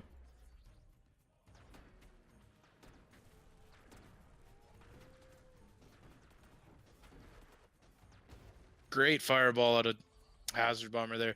Kudley looking for the switchback. Spent a little. I think he should have looked at keeping top bridge.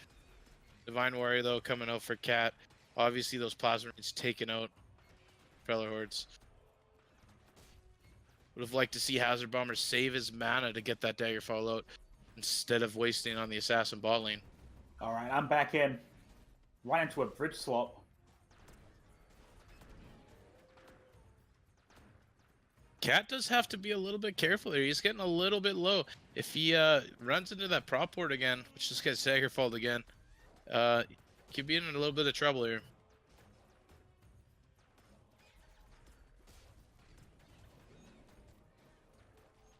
Shrimp's coming down. Cat keeping the bridge. Again, he's taking a little bit of damage, but he's hit Mana Frenzy now. Hazard Bomber needs to keep both bridges alive and needs to try to force down Cat as quickly as possible. And the enraged Xiao Long just piling on the damage against that defensive chopper.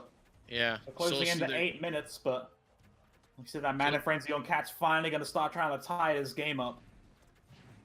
Soul Stealer doesn't do a whole lot to Scrat Tank. We see Mana Frenzy coming in for Cat, looking really strong. Hazard Bomber looking like a tough fit here. And that Scrat Tank going to put in the final blow there. Cat takes a set 2-1, and that will bring an end to round 3, which means we'll be hopping straight into round 4 in just a moment. Perfect. But after that surprise first one that, like I said, mainly came down to just Cat not having an answer for a living statue. I think it was great. My prediction was right. He took one out, and to be fair, Hazard Bomber gets to say that he probably beat the best guy in the tournament so far. Not a lot of people take games off Cat in group stage. Yeah, it was definitely surprising to see that, but Cat bringing it back and showing exactly why he's generally regarded to be on form. We got Cat that's undefeated, and Grey Wolf is still undefeated, and Laser's also undefeated. So we got 3 undefeated people. Unfortunately, I think Gamer's probably dropped out of the tournament as he lost another one. I'm assuming that's just a DQ. I believe he's had to drop out, as far as I know.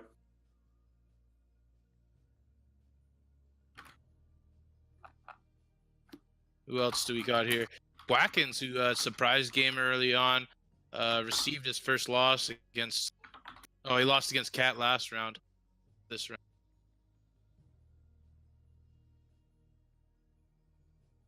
I wonder, do we have any surprises? I will beat Ice of Hell 5-0. Okay. Looking like a tight race for top 8. Not a lot difference. The spread, obviously, the spread only 3 games in won't be that much.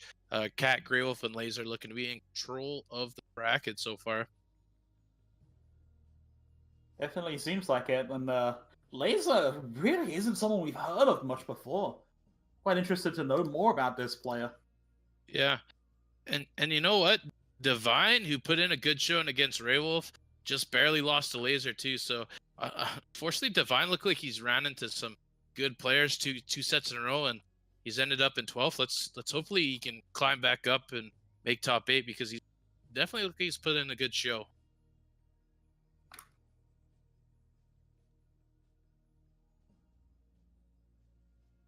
All right, we'll be going to a quick break while we get this match set up, but we'll be back real soon. See you guys in a bit. All right, welcome back, guys. Welcome to round 4 of the 6-round Swiss Cut group stage. We're watching Fandaman versus, how do you pronounce this? I would say NB Yule. NB Yule, sure. Maybe I'll DM him and see if he's got a way to say it properly. Why can't people just have these simple names like Fandaman or Rush Second? Yeah. That's great, you know? Yeah, Fandaman's, he's got an interesting lineup. His decks are pretty much identical across every master. Which is interesting because he also brings a Mordor, which usually doesn't play well with other people's decks. Yeah, and also at the same time, he seems to be. It seems to be a bit of a one-trick deck, which it's got Wolf Among Sheep and it's got the Witch Wolf, which is interesting. But then he brings the Howling Moon Ravenous Swarm as combo. Something that's picking up quite a bit of traction on the ladder lately. But it's also a deck that can run into a bit of a brick wall against something like a Defensor Chopper or a Divine Warrior. And if that happens, I don't know if you're going to win with 4 decks being identical like that. Yeah. On ladder, I think it's against this MBUL guy. He's also got Harbinger. It's not super good versus that either, as it just launches stuff down and cleavers. I don't think it's the best lineup. I think, and by decks alone, MBUL looks like the favorite in this team. Oh, we'll have to see. It really comes down to how well he can defend against the Ravenous Swarmer's Howling Moon combo. Yeah. I think it might come down to how good are Fanderman's Witch Wolves. I think that card is an amazing card, and it might be one of the strongest in the game right now. I don't think it fits into this deck at all. I think it's too slow. Like, generally, if you go for this kind of deck, you want to have a nice low cycle so you can keep going through to the combo and pushing it out and then trying to overwhelm your opponent with that. But stuff like the Witch Wolf, it just slows the deck down a lot, and I don't really see an opportunity for him to play it. I mean, I think he can use it as one of the cards that sometimes you play with 3 cards in a deck and it sits in hand the good time to play it. I know that might not be popular among some people, but I don't find it that bad of a strategy. If your deck is cycly enough to be able to keep that big card in your hand for a long time. We have our bans in, by the way. MB Yule bans it bans Setsu and Apep from Fanderman, or Fanderman bans King Puff and Ravager. Fanderman seems to strategically be keeping that Mordor, keep Mordor and Stormbringer around, 2 masters that do not deal well with aggressive decks like that. And also, the Mordor does not have Defensor Chopper, which is a core component to fighting the Howling Moon combo. Yeah, the Mortar does, however, have Harbinger, and you can look at if he plays it. Does Fanderman have really an answer to it? And I don't think he does. I think a Harbinger and a Reboomer answers the Wolves really well. That's a lot of damage to come on through. Yeah, you're right about Mortar not doing it so great against aggressive decks, but if he just gets Harbinger out as the combo happens, what does Fanderman do? He sits there and his Wolves get blasted away.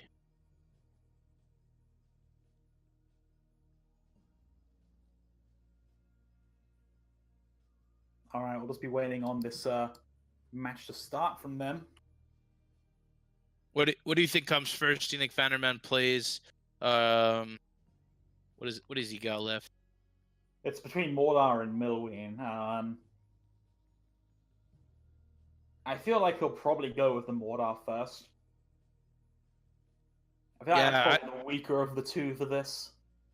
I think so too. I just think the deck is just in general weak. I find it very interesting that his Mordor deck's the one he drops the Witch Wolf for, despite the fact that the global route from the Witch Wolf will happen again if he's resurrected. That's one of the best reasons to run it on Mordor. Apparently it's pronounced Inbule. Inbule.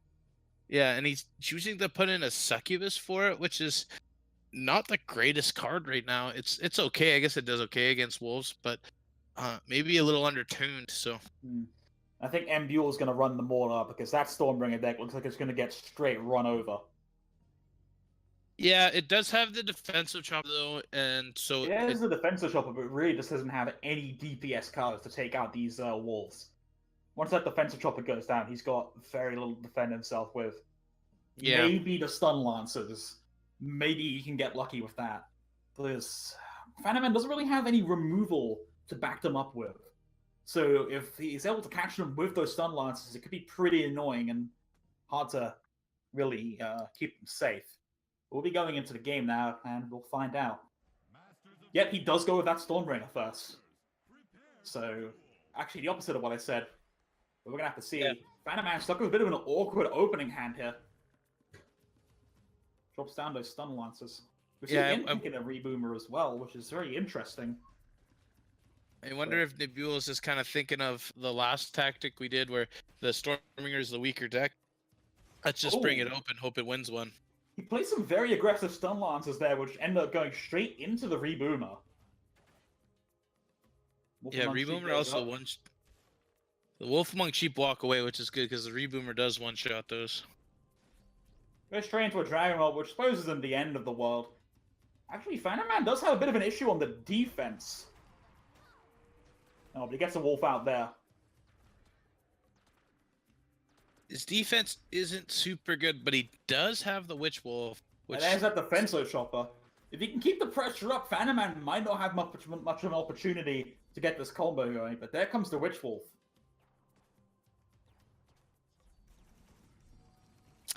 That Soul Stealer probably not going to do much. Get one shot of the Witch Wolf here.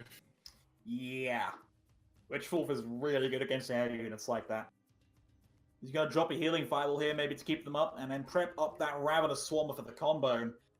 And Buell doesn't really seem to be playing much at all, if anything. He starts to play an Annihilator, and which completely ignores the Witch Wolf and the Arcane Golem. Has to drop a Fireball to stop himself taking more damage. Yeah, Fanderman is quite a bit ahead here in XP too, so... Yep, and there comes that Howling Moon combo. Oh, not quite played correctly though. There's a Stun Blast out, and the Stun Lancer's just only targeted one of the Wolves, and now we're going to see MBL get absolutely shredded here by this. I don't think he can answer this. I think it's over. No.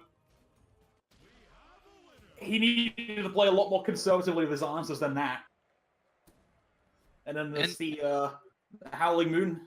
Werewolves just completely shred through everything, and the crossbow dude's not a very good last line of defense. Yeah, we obviously talked about the Storminger not doing well with the aggression.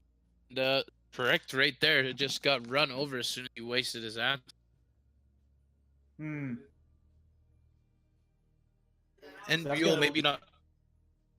It's going to leave him with that Mordor deck now. And Buell maybe not knowing what he's playing against there, not saving the defensive chopper for the right time.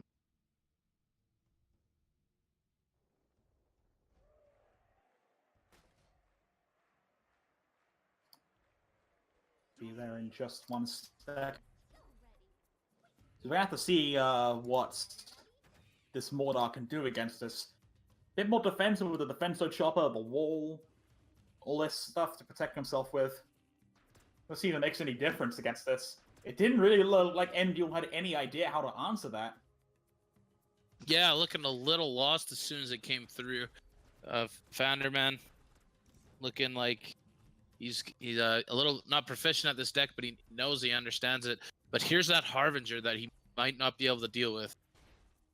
Yeah, but Phantom doesn't really have the combo in hand, so MDL drops a wall to protect against the Witch Wolf.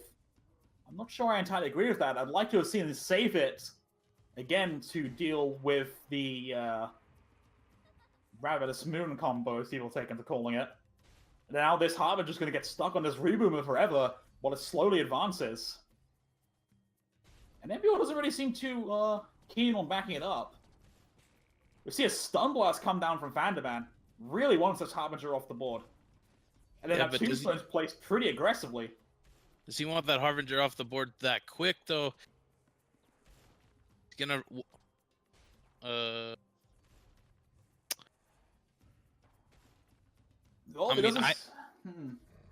oh, he's just going straight for it. He doesn't care about this Harbinger. Yeah, I don't know if that's the right play. You gotta look at that Harbinger. It does answer your werewolves pretty good. The Scrap Pack was pretty good there, though. And the Harbinger just completely ignored them. It's out of range. Huge misplay there from Embule. And then the healing final on top of it. I think it's over. I think it's over. The Harbinger was in place correctly. It just walked straight past it. And Buell not being patient enough. You have to wait for those stun launchers to make sure they're gonna hit those. Yeah, he played it way too aggressively, and obviously it went on to the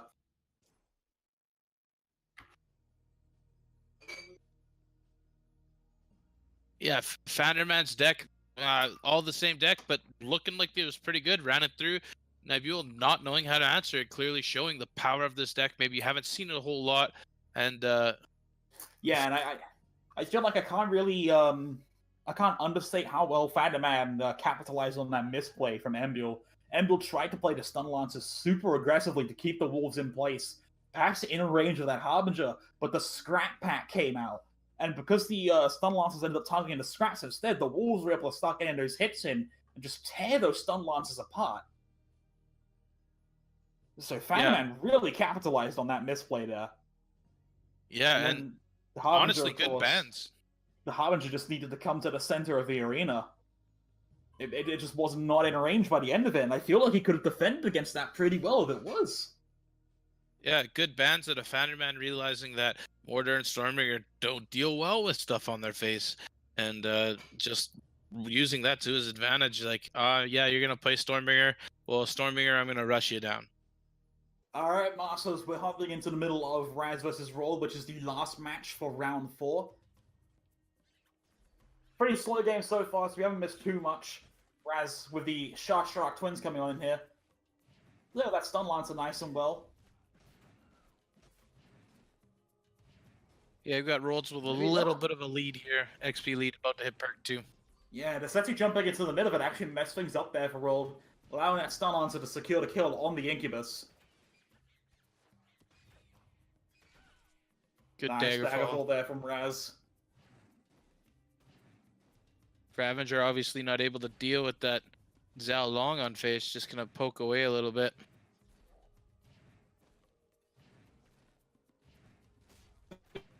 Yeah.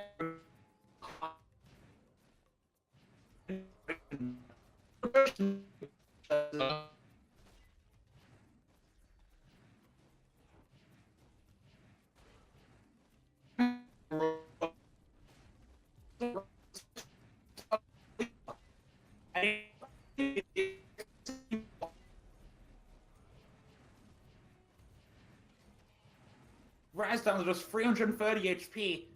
Finally, that Xiaolong is dead, so my ears can rest.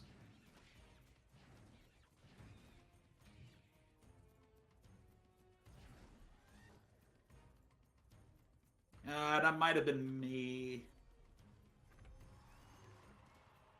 That's okay. Yeah, we got here. Raz quite low. Roll just looking to finish the game. A little bit tough for Setsu though. Pretty good monster. Oh, no.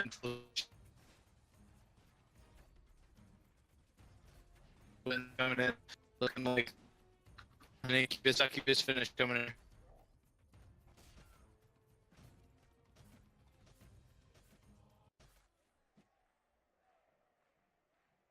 There we go. We got a little bit of a GG there, and thinking that is that would be a 2-1, but I'm sure if we have one more game left.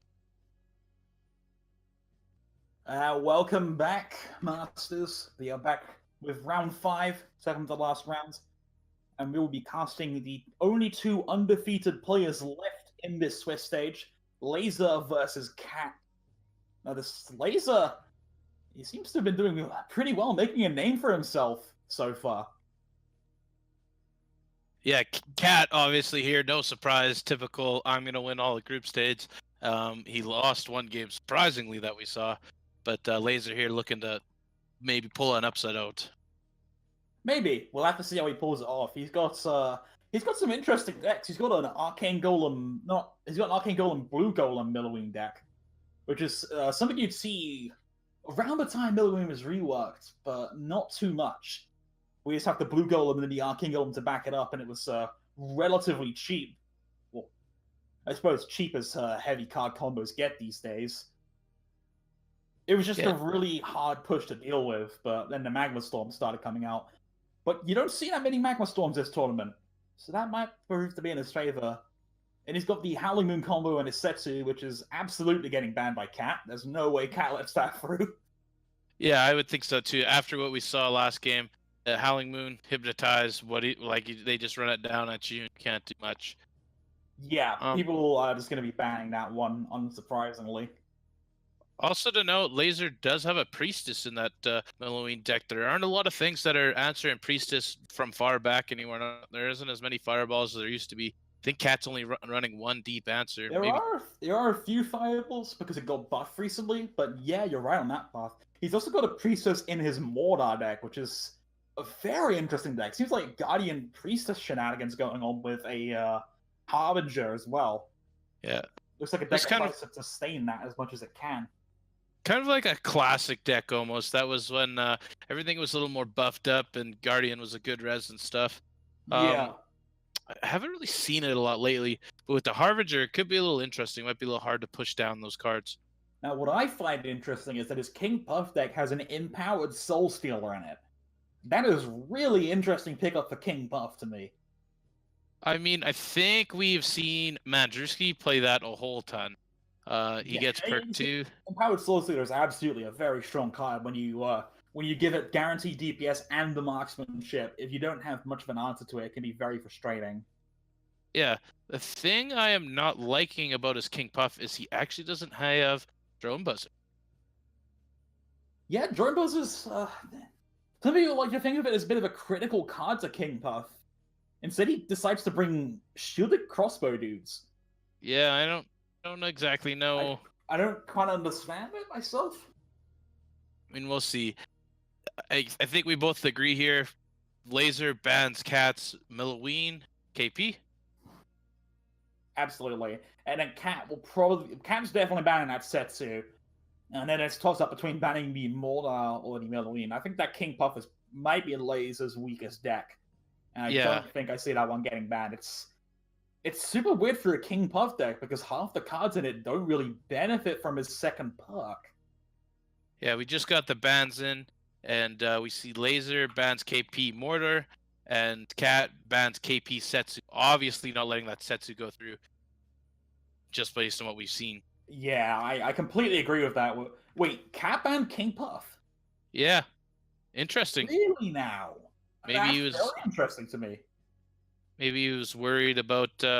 Maybe he's worried about that Empowered Soul Stealer. It's a very strong card. You don't have answers to it, so. Does Cat have any swarm? What's he worried about? I guess that if he leaves the Valko open, his Valko does have a lot of smaller minions.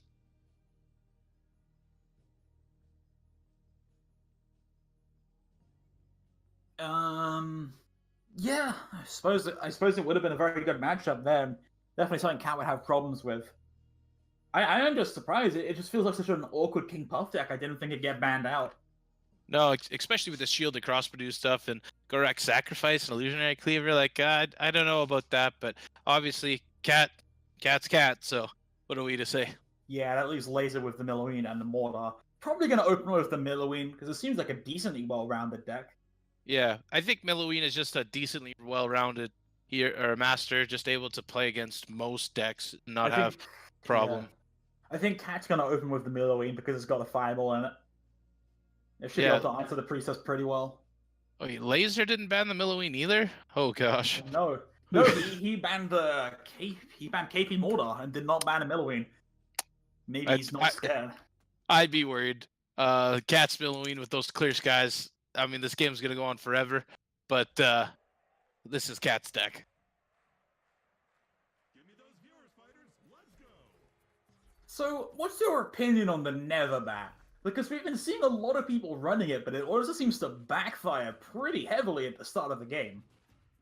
So, my opinion is Netherbat is used for bridge grab on minions that can't attack it. I'm not too worried about the damage it gets off. I'm more worried about it's going to grab the bridge on the whatever. Let's say you got a fire imp, block it by, and if it hits it once, that's great. If it doesn't hit it, oh, you got the bridge. It's just a bridge grab card that's different. And it's flying, hard to deal with.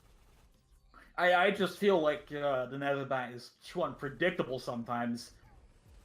As we saw it particularly in the early games of the tournament, that it would kind of play against the interests of the person that originally played it. There's that fireball, by the way. Priestess is gone. Yeah, it's an interesting card. It's interesting to note, though, that was basically an even trade, though. So Lazur essentially just got rid of Cat's fireball for the Priestess. Didn't really lose too much from it. Oh, that screening scrap, though. Brutal. Cat is just so good at timing cards. He just knows. He just like, I gotta save this, and stun Like launcher, stun clockwork, last dude. blue goal.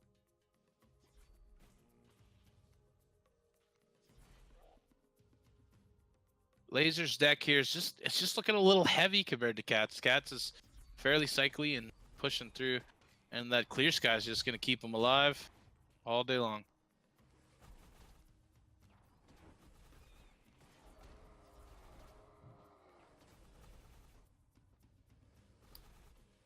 Yep, yeah, I don't expect any bugs, so I'll just be trying to get back in real quick. Yeah, we're seeing here Cat with a big XP lead, up 20. The mirror match, we all know that's like if you have the XP lead, pretty usually win the game. You can't. It's hard to come from behind running the same master. You have here Laser with a big push, that Priestess, the blue golem going down. Laser with the good dagger fall. Priestess doing a lot of work there. Assassin finally stepping in.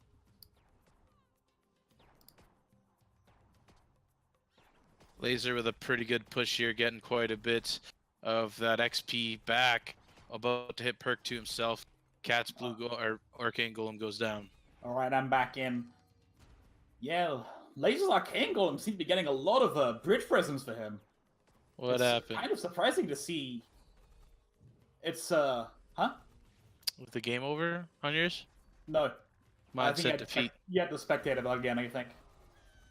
Well, yeah, we see Laser's Arcane Golem's finally going down there. It's interesting to see Cat on the back foot, even temporarily like that. Allowing Laser to tie this game up again. He seems to be dropping everything to protect that blue golem from that one stun lances there. First drops an illusory cleaver, then a mana puff, but it seems to work out in his favor, and then Cat doesn't really have anything that can deal with that very effectively.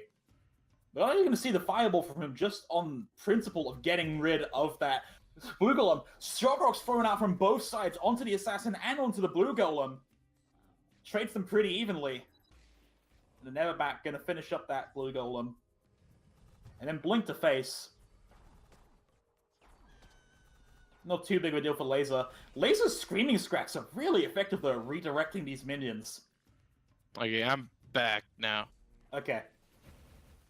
Nice defense though from Laser. Oh, it's a great scrap tank as well. These players are pretty... I'd say they're pretty decently matched. I mean, the match is still going in Cat's favor for the most part, but Laser's holding his own pretty well. Yeah, Laser not looking like a chump, proving that he is... And also, Laser appears to have caught Cat without the fireball, allowing him to get this Priestess value. I've been disconnected again. Fireball value. Cat hits perk 3. Obviously, Milloween's big perk. Now he's going to try to keep Laser as far away as he can from it. But that Priestess push doing work. Cat doesn't have that fireball, as you said. Assassin getting done out by the Plasma Marines. Fireball coming in now. Oh, Fireball getting both Priestesses. Laser maybe getting a little bit over carried there. Shouldn't have played both. Yeah, stacking Priestesses like that is never going to be a good idea. No, especially when your opponent has Fireball. That might be like that was Laser's, so that was his push. He gets that Fireball, he plays the Priestess, and the Cat's without the Fireball again. And I think that might have been the TSN turning point there. Yeah, now the two Arcane Golems, Cat puts them down knowing that Laser's going to have a hard time dealing with this. Double Shock Rod comes out, but Lasers comes out second, trying to deal with that 10 big golem. Now they're going even, shot for shot here. Fireball comes out from Cat to push in his favor. Priestess is dropped by Laser, but it's not good enough. And the clear skies to heal up that Arcane Golem. Yeah, that clear skies clear, looking to do work here. Laser falling a bit more behind as we go. Yeah, these Arcane Golems really working out for Cat now. The Blue Golem's going to come on down. How much value can he get out of it is the question. It's a scrap tank a fair amount, I would say. The Shock Rock a little bit mistimed. Doesn't really protect much. Yeah, Laser's got to get that Priestess out after Cat throws that Fireball. Yeah, and his Blue Golem's just too slow to get the necessary value when attacking those Golems. And then the Priestess heal itself is too slow as well. Just gets fireballed immediately with no value provided for Laser. Would much rather see a healing fireball in this deck, honestly. Yeah. You know, Cat Cat's just able to stack the golems in the same lane too. Not worried about them both being cleared out at the same time. Well, there comes that Clear Skies. Kind of unintentionally benefits Laser. Cat's got that fireball back in hand again, looking to kill that priestess. The golem does survive, which is pretty big. It is pretty big, but again, it's just too slow to get in range of this Arcane Golem.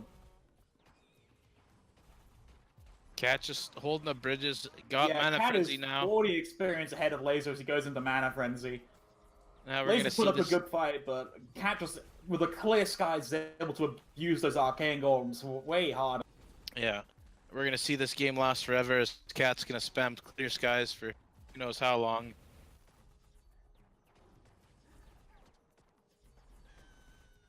I mean, the benefit about Clear Skies to Laser is if there's ever a time to come back, it's now. Yeah, but it's not looking like that's happening, and the amount of stuff on Laser's face, the damage he's taking in here.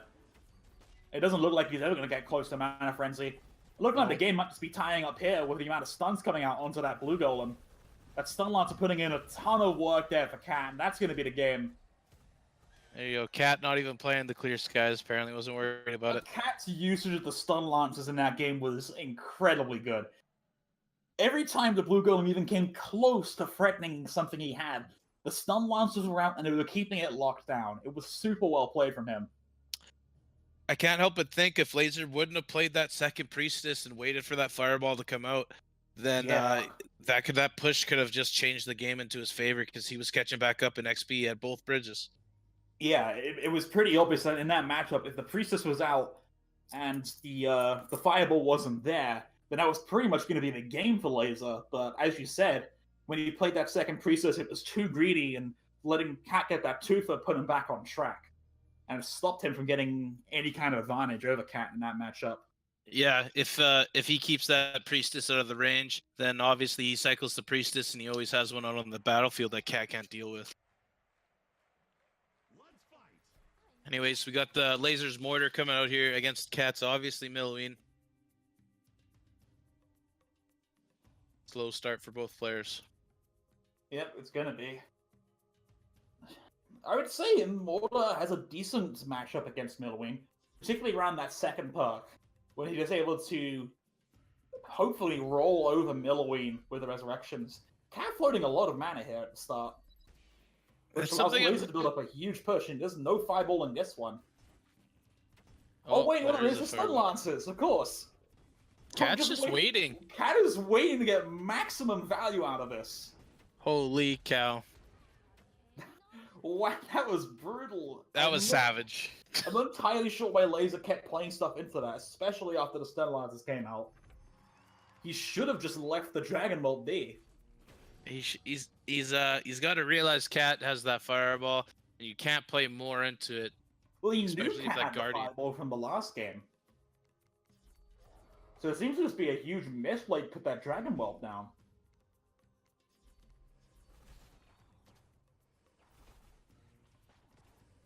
Cat cheekily taking out that Reboomer with it. Wait, no! The Netherbat blinks and it isn't targeted on the Reboomer!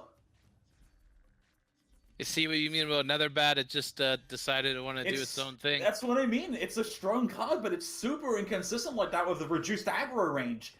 Really hurting Cat there. Cat misplayed, didn't kill that Reboomer yet either. Fireball coming that's down. That's what the Netherbat was trying to do. The fact that Netherbat's still alive, the fact that Reboomer's still alive is huge, because Carry doesn't have anything that can deal with this. He has to take another 250 damage to the face. Yeah. Laser's got that Priest coming out here. Healing up that Guardian. Trying to keep it. The longer this stays on his side of the battlefield, the better it is. Might not want to play too much into that Fireball again.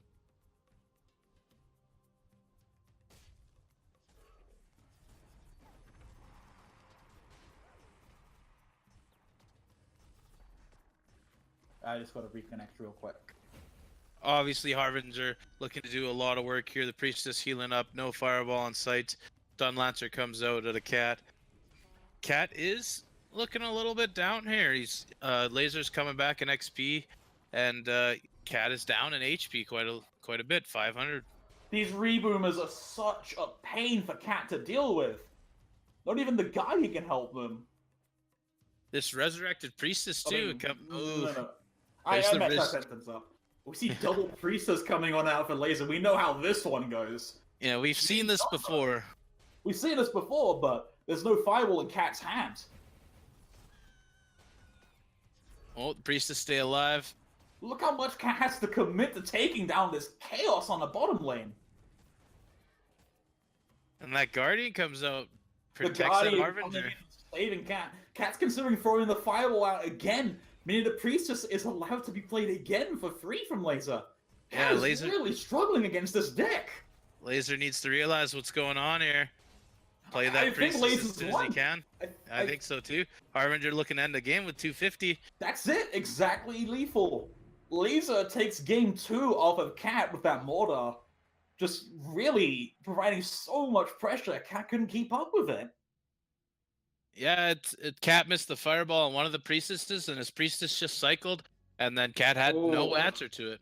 That's unfortunate. Laser, perhaps showing Priestess might be more viable than we expected.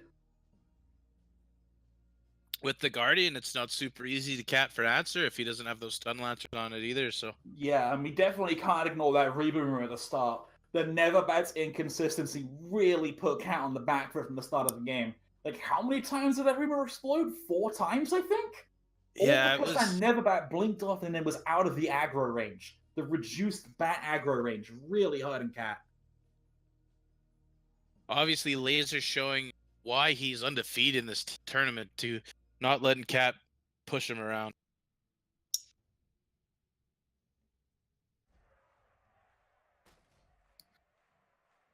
So Cat's Volco against Laser's Mortar. Really, it is. I don't think this is a particularly one-sided matchup. If Laser can get the ball rolling early again like he did last time, Cat will be in a huge amount of trouble. Yeah, I think it's really about can Laser just keep that bridge in the Cat's hands to stop him from getting poked down. Even then, it's more about just making sure he doesn't take too much damage from any threats Cat's able to provide. Because Mortar can take a few hits, he won't care too much. Especially when you get stuff like this Guardian out, which Cat doesn't really have dedicated answers to. This Fire Imp is going to ignore that entirely. Oh, good There split by comes Cat. that Reboomer. That Reboomer's alive. It's going to do a ton of work here. Is it going to come back up? No, just barely not in time. The Swarm's going to get a lot of damage in, though. Yeah, Swarmer damage, nothing to be shambled about. Yeah, he's taking about 1,000 from them. But here comes that Priestess, and he knows there's no Fireball in this deck. He knows there's a Fire Imp, though, which can be a bit of an issue. I'll have to see how he responds. Laser choosing to play the Tombstone. The Dragon Orb out DPS's that. Oh, it actually wasn't targeting the defensive chopper there, but the Priestess staying alive. Probably going to see a Guardian here from Laser, I imagine. Yeah, I'm more worried about the Tombstone played while you just have Stun Lancers out. Not a real good play. Stun Lancer could be useful, but not on the same lane as a Warrior and a Fire Imp. I do not agree with that Guardian play. It's just gonna melt. Literally. Yeah. Cat here with the big XP lead. Laser looking on the back foot. Yeah, that Guardian play was a huge mistake from Laser.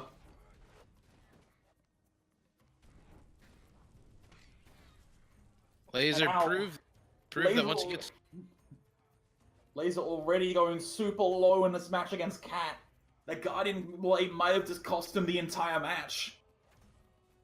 Showing that if he gets the ball rolling that he can win, but if he gets stifled in the early game, maybe he just doesn't have it. Cat obviously with the flying dragon whelps, pretty tough, and the little pings just going face over and over again. Yeah, Cat's got this. I don't think there's any way Laser comes back unless he gets a massive push down on this bottom lane.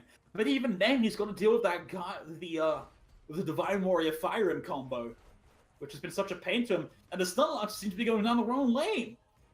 This is not what he needs. 4 more pings will do it. 3 or the Guardian comes on out, but it's nowhere near the bridge. The Mana Puff's gonna have to take it. The Guardian did take the hit on Mortar though, so that is quite big. And there comes that Fire Imp to just shred that Guardian. Laser's got like nothing left, 80 HP. He's got to make something happen here. He's got to hold that bridge. Just hasn't been able to get a good res all game. You're looking to res that Harbinger. Yeah, there's There that comes- Daggerfall. Cat takes a set 2-1. A great game to respond from Laser, but that just crucial misplay in that third match just allowed Cat to run away with it with that mana advantage.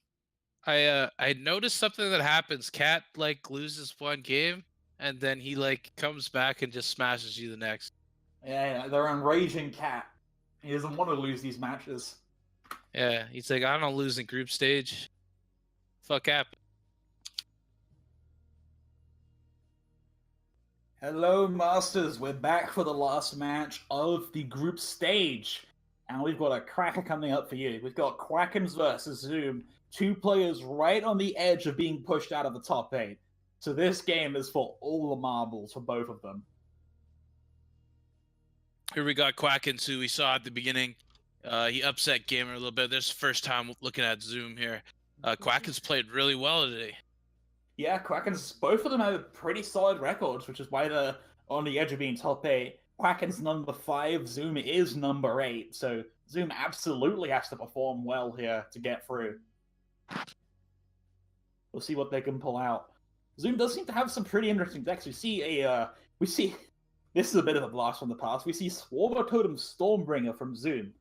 This was a thing for literally 1 week, and then it stopped being played. I remember Bob pulled it out on me, and I was like, "This is trash," and then I lost. I don't really know what happened with the deck. I feel like it was some kind of like prank. Like some high level players started running Swarmer Totem Stormbringer, and then everyone ran it. It was And then all they over stopped. all over the leaderboards, man. I don't know. It was all over the leaderboard for 1 week, and nothing changed, but it just disappeared. No one Anyways. understands why to this day. Unsolved mysteries. Yeah, it might work out. Let's see what Zoom brings here. Obviously, he also brings his King Puff, what I would expect to get banned. His Setsu with the Deadly Twins looks. That's definitely getting banned. Yeah, I would ban this. Shadow Twins not really in the meta right now, thanks to the Werewolves being pretty good against that, but it's a very, very strong card on Setsu. With the Arcane Bolt too. Arcane Bolt was kind of like James 28 played it, I think 2 tourneys ago, and made it look pretty good. It's a very niche card. You need to really know what the specific applications of it for are. And I feel like a lot of new players are not going to experiment with Arcane Bolt because it's 2,000 shards. It's 2,000 shards for a card that hasn't really been experimented with since the buff. It's kind of hard to justify that, which is why we might not have seen many people picking it up. But Zoom's obviously brought it to this tournament, and like you said, we've seen James, who's been able to perform pretty competently with the card in the past. Yeah, I think he came 3rd, 4th in that tournament, or maybe even 2nd. But he just Arcane Bolted Divine Warriors, and then players didn't like. They're like, my Divine Warrior's gone. What do I do now? So if you can use it like that, pretty good. I fully expect Zoom's King Puff to be banned, and probably a set. Yeah, as for Krakens on the other side, he's got your consistent decks. Nothing really too wild going on there. I think we'll likely see the King Puff being banned out simply because King Puff's such a consistently strong master. Yeah. And then other than that, possibly the Milloween. Tough choice between Apep and Milloween. That Apep, sometimes they just get really good free cards, and then you're just doomed. And so it's depends on what you want to play. One thing I find quite interesting is the amount of Volkos we've been seeing lately. Volko's generally regarded as one of the worst masters, but people have been picking up to great success lately. Why do you think that is? I honestly I think the last tournament I casted in December, Cat was like one of the only people that brought Volko, and nobody banned it, and then he just ran over people, and and Cat was like, this deck is good, and then people looked at that, and then we started seeing players like Gamer bring it back and play it, and then so if the good players are playing it, obviously the players that are looking at the KPC, they're like, all these players are playing Volko, I'm playing it too, whether you think it's good or not.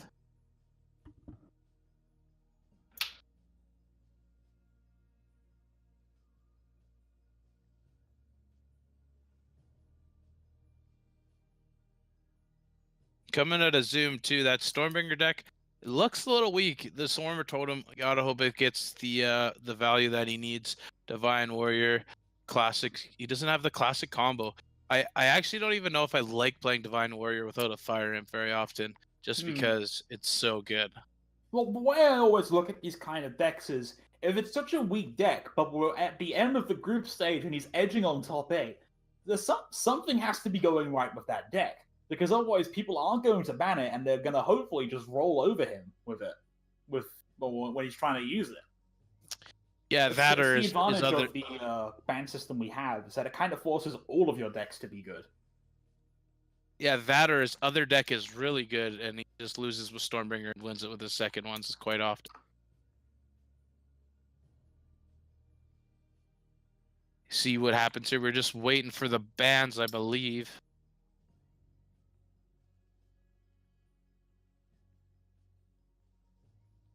Yeah, Krakens APEP is something I don't think I would want to deal with. Bridge Shrine APEP with a lot of cycle can just get a little bit out of control, so totally expect that to be banned.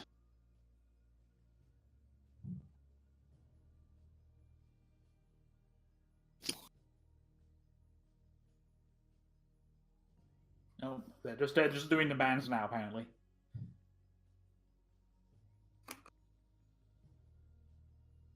We got something interesting too. Krakens bring in Blastmancer as King Puff. I've only seen, I think, Gamer bring it so far. Other than that, I think it's a really good niche card, and especially because a lot of I think Rappo is really good competitive right now. Maybe not so good on ladder, but we're not seeing a lot of it today. But we're seeing a lot of like these like mid-range 4-mana split spear throwers where Blastmancer does fairly well, especially if he gets rage. I don't really feel like Blastmancer is that good right now, because the card to beat going into this tournament was either Howling Moon or Wolf Among Sheep. Blastmancer isn't good against either of those. Neither is Ratbo, which is why we haven't seen that many Ratbos in this tournament. Ratbo can't deal with those cards. So I think that's just the reason we haven't seen many Blastmancers as well. There's no Ratbos, because even then, the Blastmancer just isn't good against what's meta right now. So I'm not entirely unsurprised that we didn't see them. It might not be. Go ahead. We have Zoom banning King Puff and Apep, while Krakens bans Setsu and Ravager. So not entirely unexpected bans there. Are they in game? No, I don't think so. My client crashed. Okay.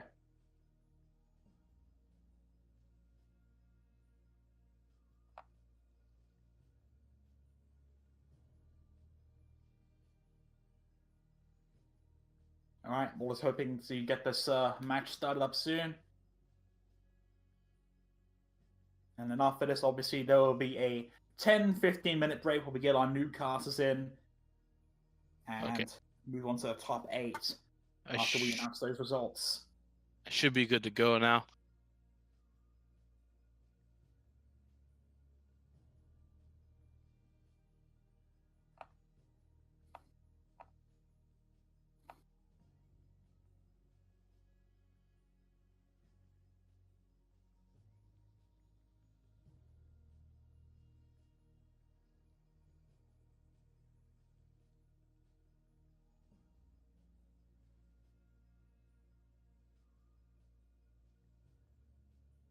Zoom also bringing in his Ravager, he's bringing a Beam of Doom.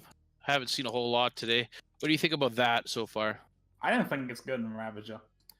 I think Beam of Doom's days is being used as a finisher card pretty much over. Obviously, Zoom's Ravager was in fact banned out, but I don't like it in Ravager. I just think it's too expensive to use as a finisher these days. There's much more efficient cards for it. Like, even a Dragon Ball or just a regular Fireball tend to do the job a bit better. Yeah, I'm a big fan of the new Fireball, especially after the buff. 170 damage is what it needed to bring it back.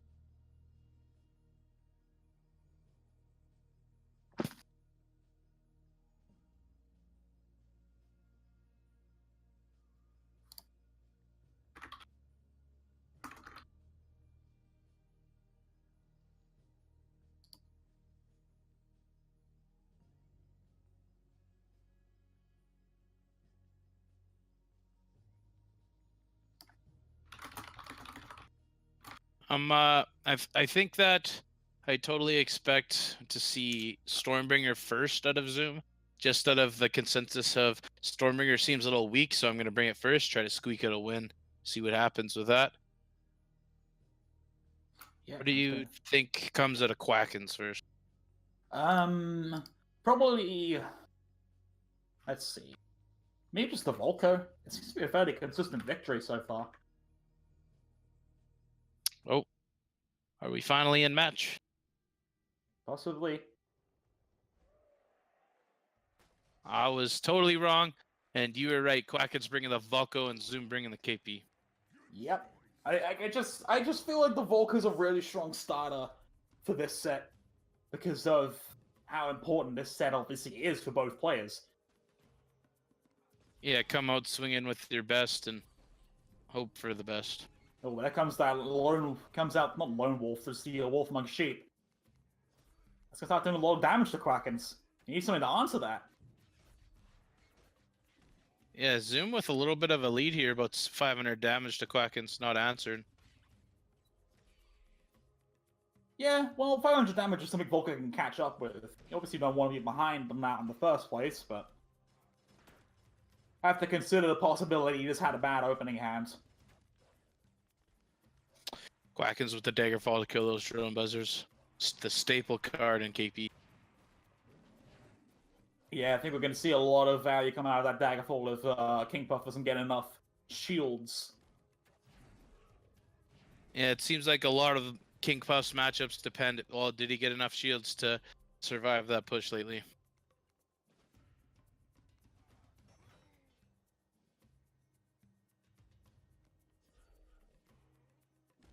Krakens with the shrimps. Shrimps seem to do fairly well with these werewolves too. Absolutely, yeah, we see it there. That thing's gone. And it still keeps half the unit alive, forcing out the defensive chopper from Zoom. I think in the future we'll probably be seeing more of those shrimps coming in if the Wolf Among Sheep remains unchanged. You see a bridge swap from Zoom. It's going to kill both units, but that does mean the bridge goes in Zoom's favor. Oh, maybe not on that end, though. It's a good valued Daggerfall from Krakens. Does leave the drone buzzers around to be a bit of a nuisance, but I think he'd take the bridge advantage over that. They're pretty even on experience terms, actually. Pretty even on experience, and Krakens has evened up that HP lead that Zoom had early on. Yeah, that's what I mean with Volko. Those firebolts add up pretty quickly. Wolf Among Sheep coming out again. Obviously, we'll be seeing the shrimp. Choosing he guesses for... He goes for a 50-50, gets the wrong one, though. Generally not a favorable play against the werewolf. Does have the Curse Bearer, though. Takes care of it with Volko, so not too bad.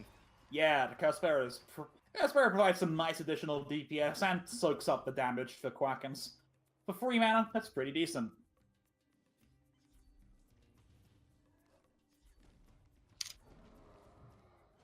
There's some crossbow dudes coming out from Krakens as well. Crossbow dudes is a weird card where it's not particularly strong, but it's seen a bit of a resurgence just for how cheap it is. Oh, but here's a real problem. These should propel all strats. Kraken's gonna need to come out with something good for them. He's got a Daggerfall, but has he got anything else to answer them? He's got Plasma Marines. But there's a firewall coming out from Zoom, gonna take those Plasma Marines down, and now Krakens is in a lot of trouble. Yeah, Kraken's down to about 1,000 HP here. Again, perk 2 coming at a KP, obviously the strong part of his game. Important shields on those drone buzzers. Zoom even realizing that, saving the Screaming Scrat to keep the shields on top. I seem to be having some spectator issues, so I just need to restart my client again. Here we got Krakens down to 1,000 HP. Zoom pulling ahead in XP, keeping these bridges for a really long time now.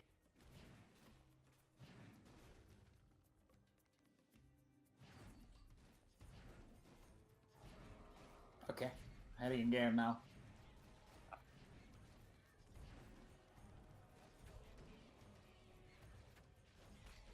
Alright, here we go. So Kraken's managed to hold out.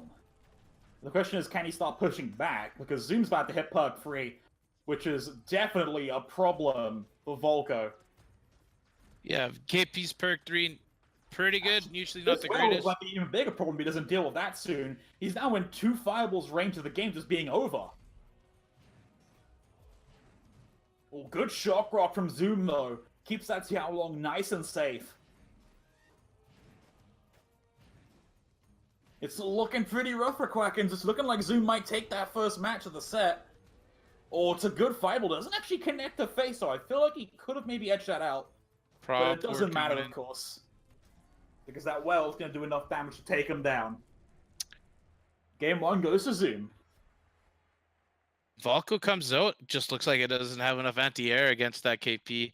Can't kill things efficiently up top.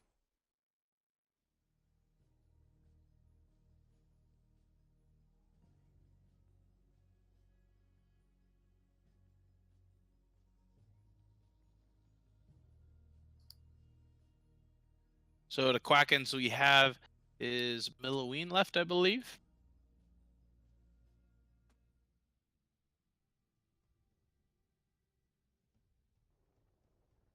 So we'll see what here. Oh, he's flexing the tier 100 skin. Bridgeshine Milloween too, so Zoom's got to be a little bit worried because yeah, that's going to be rough. Winning with Bridgeshine, accelerating that experience gain to get the perk free as soon as possible. And obviously this is a slow King Puff deck, as we saw last game. Really relies on that Werewolf to get anything done proactively. Yeah, and the Milloween has good answers to Werewolf this time with the Stun Lancers. And even Shock Rock to kill the prop horde. Krakens a little too focused and floated mana there.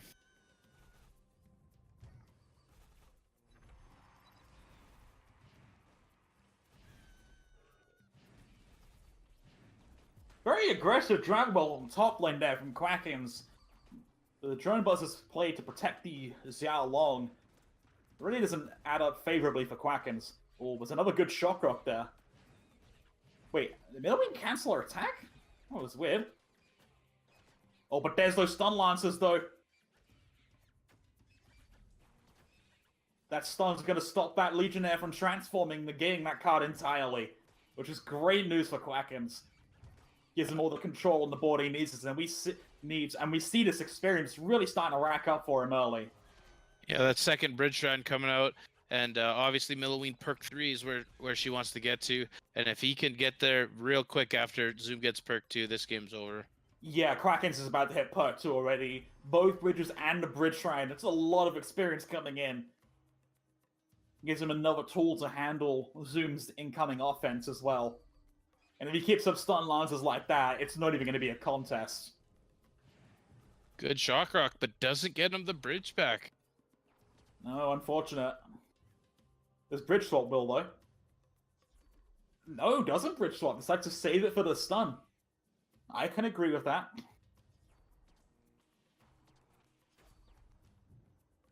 And of course, unfortunately, this defensor interaction is bugged. The intention of that is that it's supposed to stun the Legionnaire first, meaning it doesn't transform until the stun's worn off, but unfortunately that's not happening right now. That's something you can look forward to in Update 85. That's being fixed, hopefully. Assuming nothing goes wrong at the last minute. Zoom looking to hit perk 2 here, needs to make a big push and come back. Krakens about 40 XP ahead.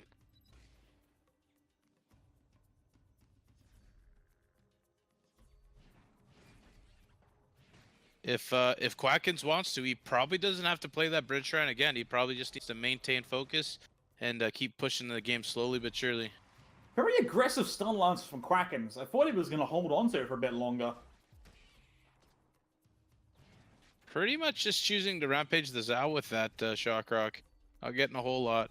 Oh, double Bridge Shrine out at one time to Krakens. He's already at perk 3. He's reaching almost double of Zoom's experience. I don't know if I'm a big fan of that.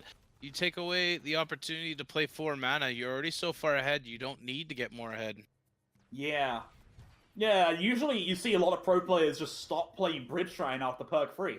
Because there's no real rush to get to Mana Frenzy on a hero like Milloween. No, and especially if you're so far ahead, just want to get the board and keep your health high. No, he doesn't seem to want to do that. He's just going to keep playing those Bridge Shrines and trying to accelerate to Mana Frenzy. Just end the game now. Doesn't have an answer for that defense, though, which is a little funny. It's funny, but you don't really care. It's not that much damage. I mean, it's done about 400. It's like 20 DPS, I think. It's been there for a long time. I mean, I'd trade 400 health for 5 mana. Yeah, okay. Here we The are. Strat Horde, very nice against that Wolf. Oh, but the Wolf breaks through thanks to the Shock Rock. Is gonna know the Screaming Scrap at the last second, redirecting it. Very well played from Zoom, but takes out the Wolf. Goes for a little fly. Krakens is kind of letting Zune come back a little bit because he's playing that Bridge Shrine again. Doesn't really need to, but he does have Mana Frenzy now. Yeah, Mana Frenzy's gonna tie this game out real quick for Zoom. So, I guess it pays off in the end. If it was a closer game, then it would definitely be a mistake, but doesn't seem to be that. Got the spectator bug. Yeah, I got it too.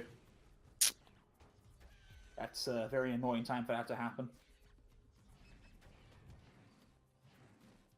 Hopefully our observer is still in the match, though. Okay. Thankfully, the spectator is the one person not having these issues from what I can tell, so I suppose that's for the best for everyone. But here we go. Yeah, I believe Krakens. you got the names wrong around. Yeah, Krakens gets in there with those Arcane Golems. The Mana Frenzy just allows them to push straight through to the end. That's going to tie the set up 1-1. I feel like I could have casted that blind. That turtle walks up. The turtle hits face. KP goes down.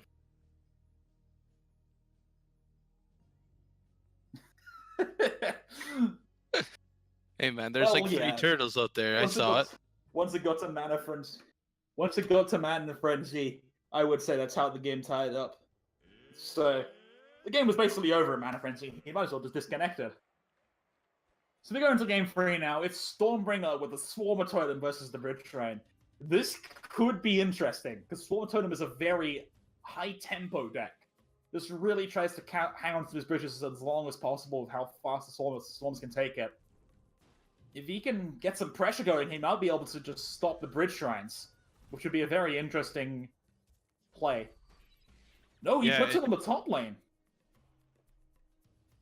If he can get multiple Swarmer Totems out, then it'll put a ton of pressure on, and I think that's how he wins this game. Yeah, he's going to take a Scrap Horde to the face, but these Swarmers will help him out. Handy little Swarmers. They don't even die to Illusory Cleaver anymore, so that's always nice.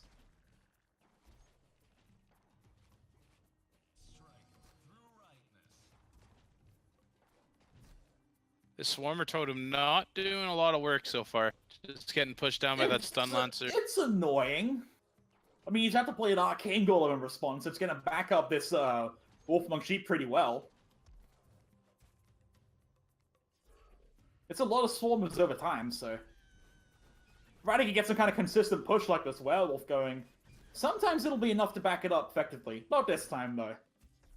A well-placed Shock Rock and a Dragon Whelp answering it pretty effectively. Yeah, Krakens with, again, a bit of an XP lead as we expect of the Bridge Shrine. Here's Zoom starting to stack. Last time, though, and we see he's starting to put the Swarmer Totem on the same lane as the Bridge Shrine. Perhaps taking heed of what he recommended, although I don't know how he'd have heard it. Choosing to fireball the Arcane Golem. Shock Rock. Yeah, the fireball on the Arcane Golem instead of the Bridge Shrine is very interesting. That's usually what you do even when Bridge Shrine was free mana, just fireball it to reduce its duration. Especially with the damage increase. That's what I'd like to see. Yeah, there used to be a time where you just beam it, but... That's because you also get the 300 damage in on face, and, you know, beam was only 6 mana then. So 3 mana for 300 damage, that's pretty good. Oh, but the double Bridge Shrine comes out again. Please, really hoping he fireballs this, because this would be pretty high value for him. Yeah, he is getting both Swarmer Totems out, though. It's going to put a lot of pressure on both lanes. Good shock Ooh, rock. great Misses shock the shrine. rock. This is the shrine, but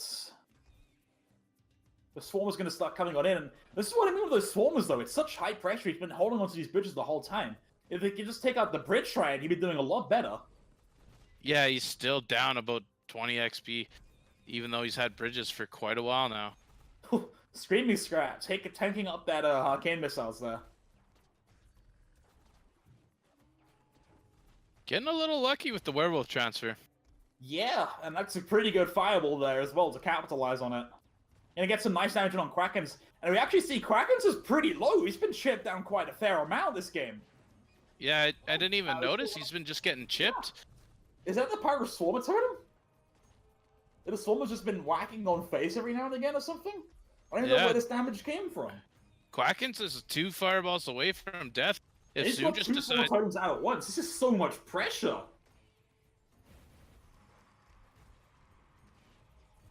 If Krakens chooses to play his bridge shrine again, I think this game's over. He absolutely cannot afford to play Bridge Shrine again. It would be a huge mistake if he did. He just needs to use his level 5 Arcane Golems to push back against all these Swarmers, which is easier said than done. The Swarmers just completely overrun it.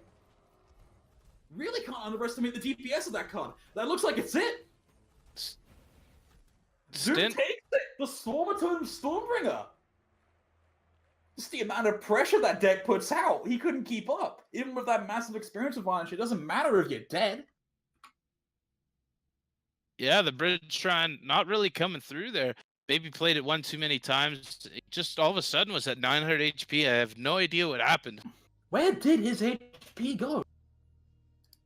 We'll have to get the beta dwarf scientists on this one. But we did see the power of that Swarmer Totem as he starts to get multiple out. It just pushes both lanes down. Yeah, late game the Swarmer Totem was exceptionally strong. Alright, I believe there's just one more match in progress, so we'll be coming to a break now, then we'll be back to announce the results before we go on our 10-minute break to move to the top 8. So we'll see you guys soon. And we're back. Because it's that last game I was talking about, it's Grey Wolf versus Laser. We won't see when we're doing results, but it's going to cast this match out for you. Because both of these players are pretty high ranked on the leaderboard for this tournament so far. I'm pretty sure they only have one loss, and they both lost to Cat, so... I'm pretty sure both of these players are guaranteed to go through, but... I'm pretty sure both players are guaranteed to go through, so it's all a matter of seeding. And seeding is obviously going to be very important when it comes to top 8. Yeah, seeding's important because you want to be on the opposite side of Cat, and I think that is the only reason why it's good. I think seed 4 puts you opposite of Cat.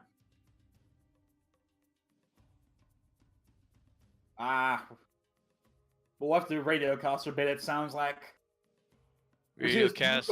Breathing down Grey Wolf's neck, has to deploy a Morgul to hold it off. Arcane Golem slowly walking it down. It's throwing big blasts out with a Priestess on, healing it up. Grey Wolf's werewolves are... They're quite annoying, but a nice shocker there from Laser. The Priestess is sustaining that Arcane Golem so well. Just barely goes down there at the end from all the crossbow dudes. Grey Wolf with a good shock rock of his own. Definitely getting both lanes back to him.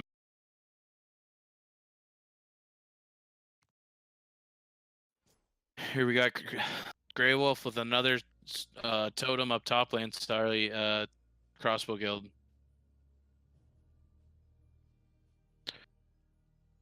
Just Ryan and Screaming Scrap throwing out to harass that Arcane Golem. It's decent damage. And the Arcane Missiles to plink away at that Crossbow Guild. No, not the first time I've seen that. Our observer's back in, from what I can tell. Here comes that Priestess again. It's really interesting because the crossbow dudes actually managed to out DPS this. Oh, but there's a nice daggerfall there from Laser. Grey Wolf looking like he has the tempo advantage. That crossbow guild really doing work for him.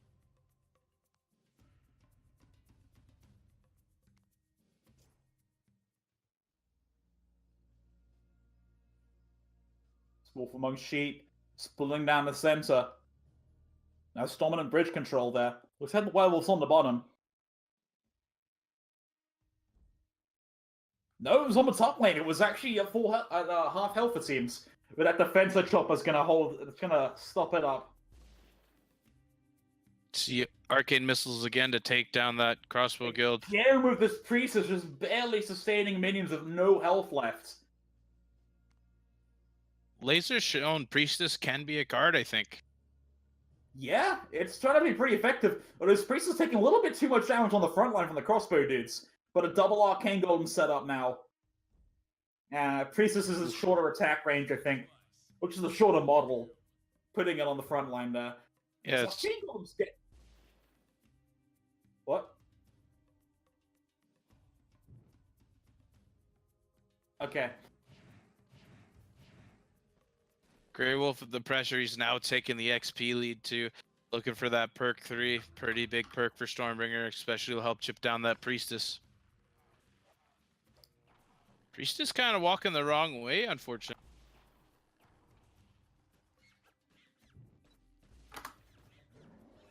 Grey Wolf choosing to sock rocket every chance he gets.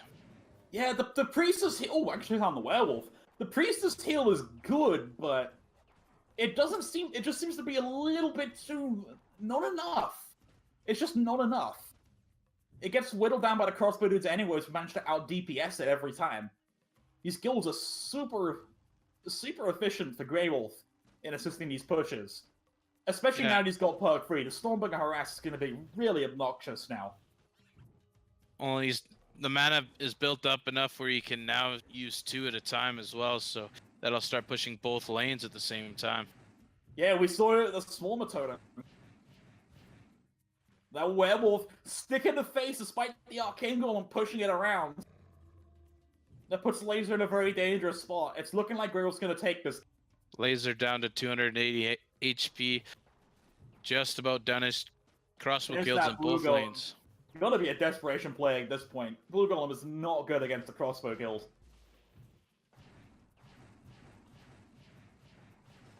Laser just has no answer. Grey Wolf's just ignoring the bottom lane now. He knows he can finish the game right here. Grey Wolf even floating mana again. Interesting tactic. The Grasping Thorns on the bottom lane, though, that's adding a lot of DPS, but the Shock Rock finishes it out. Laser actually starting to make a bit of a pushback here. Oh, it's a huge Daggerfall. Grey Wolf doesn't have a lot of face damage either, just Shock Rock in this deck, I believe. Oh, but here comes that Wolf pushing through. It's not able to kill it. This is a lot of stuff coming through. But the defensive drop is going to hold out for Laser a bit longer. Laser goes down to 72 HP, though. 2 more Shock Rocks at a Grey Wolf, and this is over. Yeah, I don't see Laser keeping up with this any longer. He's done a great job keeping up in this game. Yeah, Grey Wolf's almost that mana frenzy. He's at the point where he can pretty much play whatever he wants and probably win this game. Yeah, Laser holding out very effectively against Grey Wolf, though. But ultimately, the crossbow guild pressure just way too much when he got to perk 3. Mana frenzy for Grey Wolf, and I'm sure he'll just cycle to that last shocker.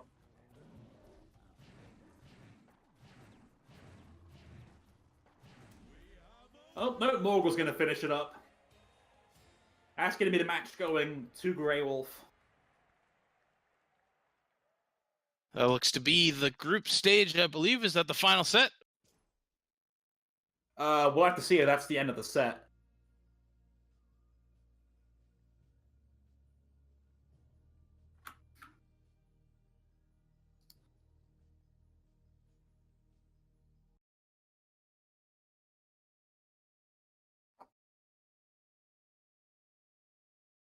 Alright, we'll be cutting to a... Well, not cutting to quickly. We just need to find out quickly if that was the end of that set. If not, we'll have more to cast. Otherwise, we'll be doing a recap of the results before we switch over to our top 8. Okay, I just got news that was the end of the set, so let's be looking for a quick confirmation on the results. Once we begin the all clear, we'll start listing the players. The one I don't think we should have a surprise about. Pretty sure Cat's number 1. Gonna say that's a safe Oh bet. no! What makes you think that? I'd never see it coming. I just got a feeling. But obviously a good solid group stage at a Cat. Probably looking to take this tournament once again.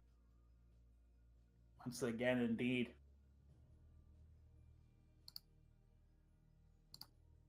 Wonder how many times we're gonna have to say this until somebody decides to step up. Well, we're just waiting for some confirmation from our admin that the results are final, and then we'll be able to announce them. So hang tight a second, guys.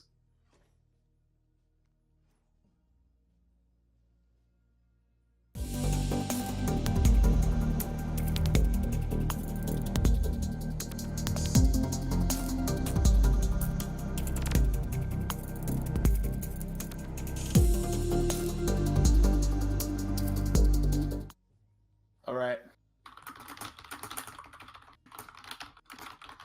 Yep, just getting confirmation on that real quick. If we're good to announce the results. Think Rush is probably just putting the finishing touches on there, and Grey Wolf second, Cat first. Those are givens. Glad to see Grey Wolf up in the top 2 again. Played really good. With some unique decks this time, as normal.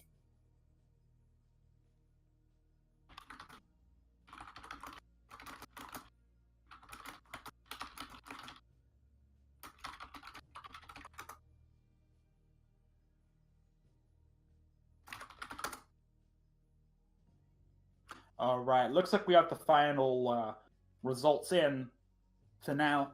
So, in first place, surprising absolutely nobody, is going to be Cat with 18 points, undefeated. Second is Grey Wolf with 15. Third is going to be Lazur and Rolled. Fifth goes to Thunderman. Sixth goes to Zoom. Seventh, TGX Andy. And eighth is going to Divine. So that is going to be our top 8 for the finals. Divine just barely edging out Krakens there. But, yeah, Krakens just so close. Looked like he was on a good solid run and started out strong against Gamer, and then ran into Cat the wall and just didn't get the wins where he needed to. All right, then. So we're going to be switching to our 10-minute or 15-minute break, as long as it takes, to set up the top 8. It's been great casting today. I had a lot of fun with the group stage, so thanks for having me here today, guys. I'm out as well. Later. All right. Tired. See you guys later.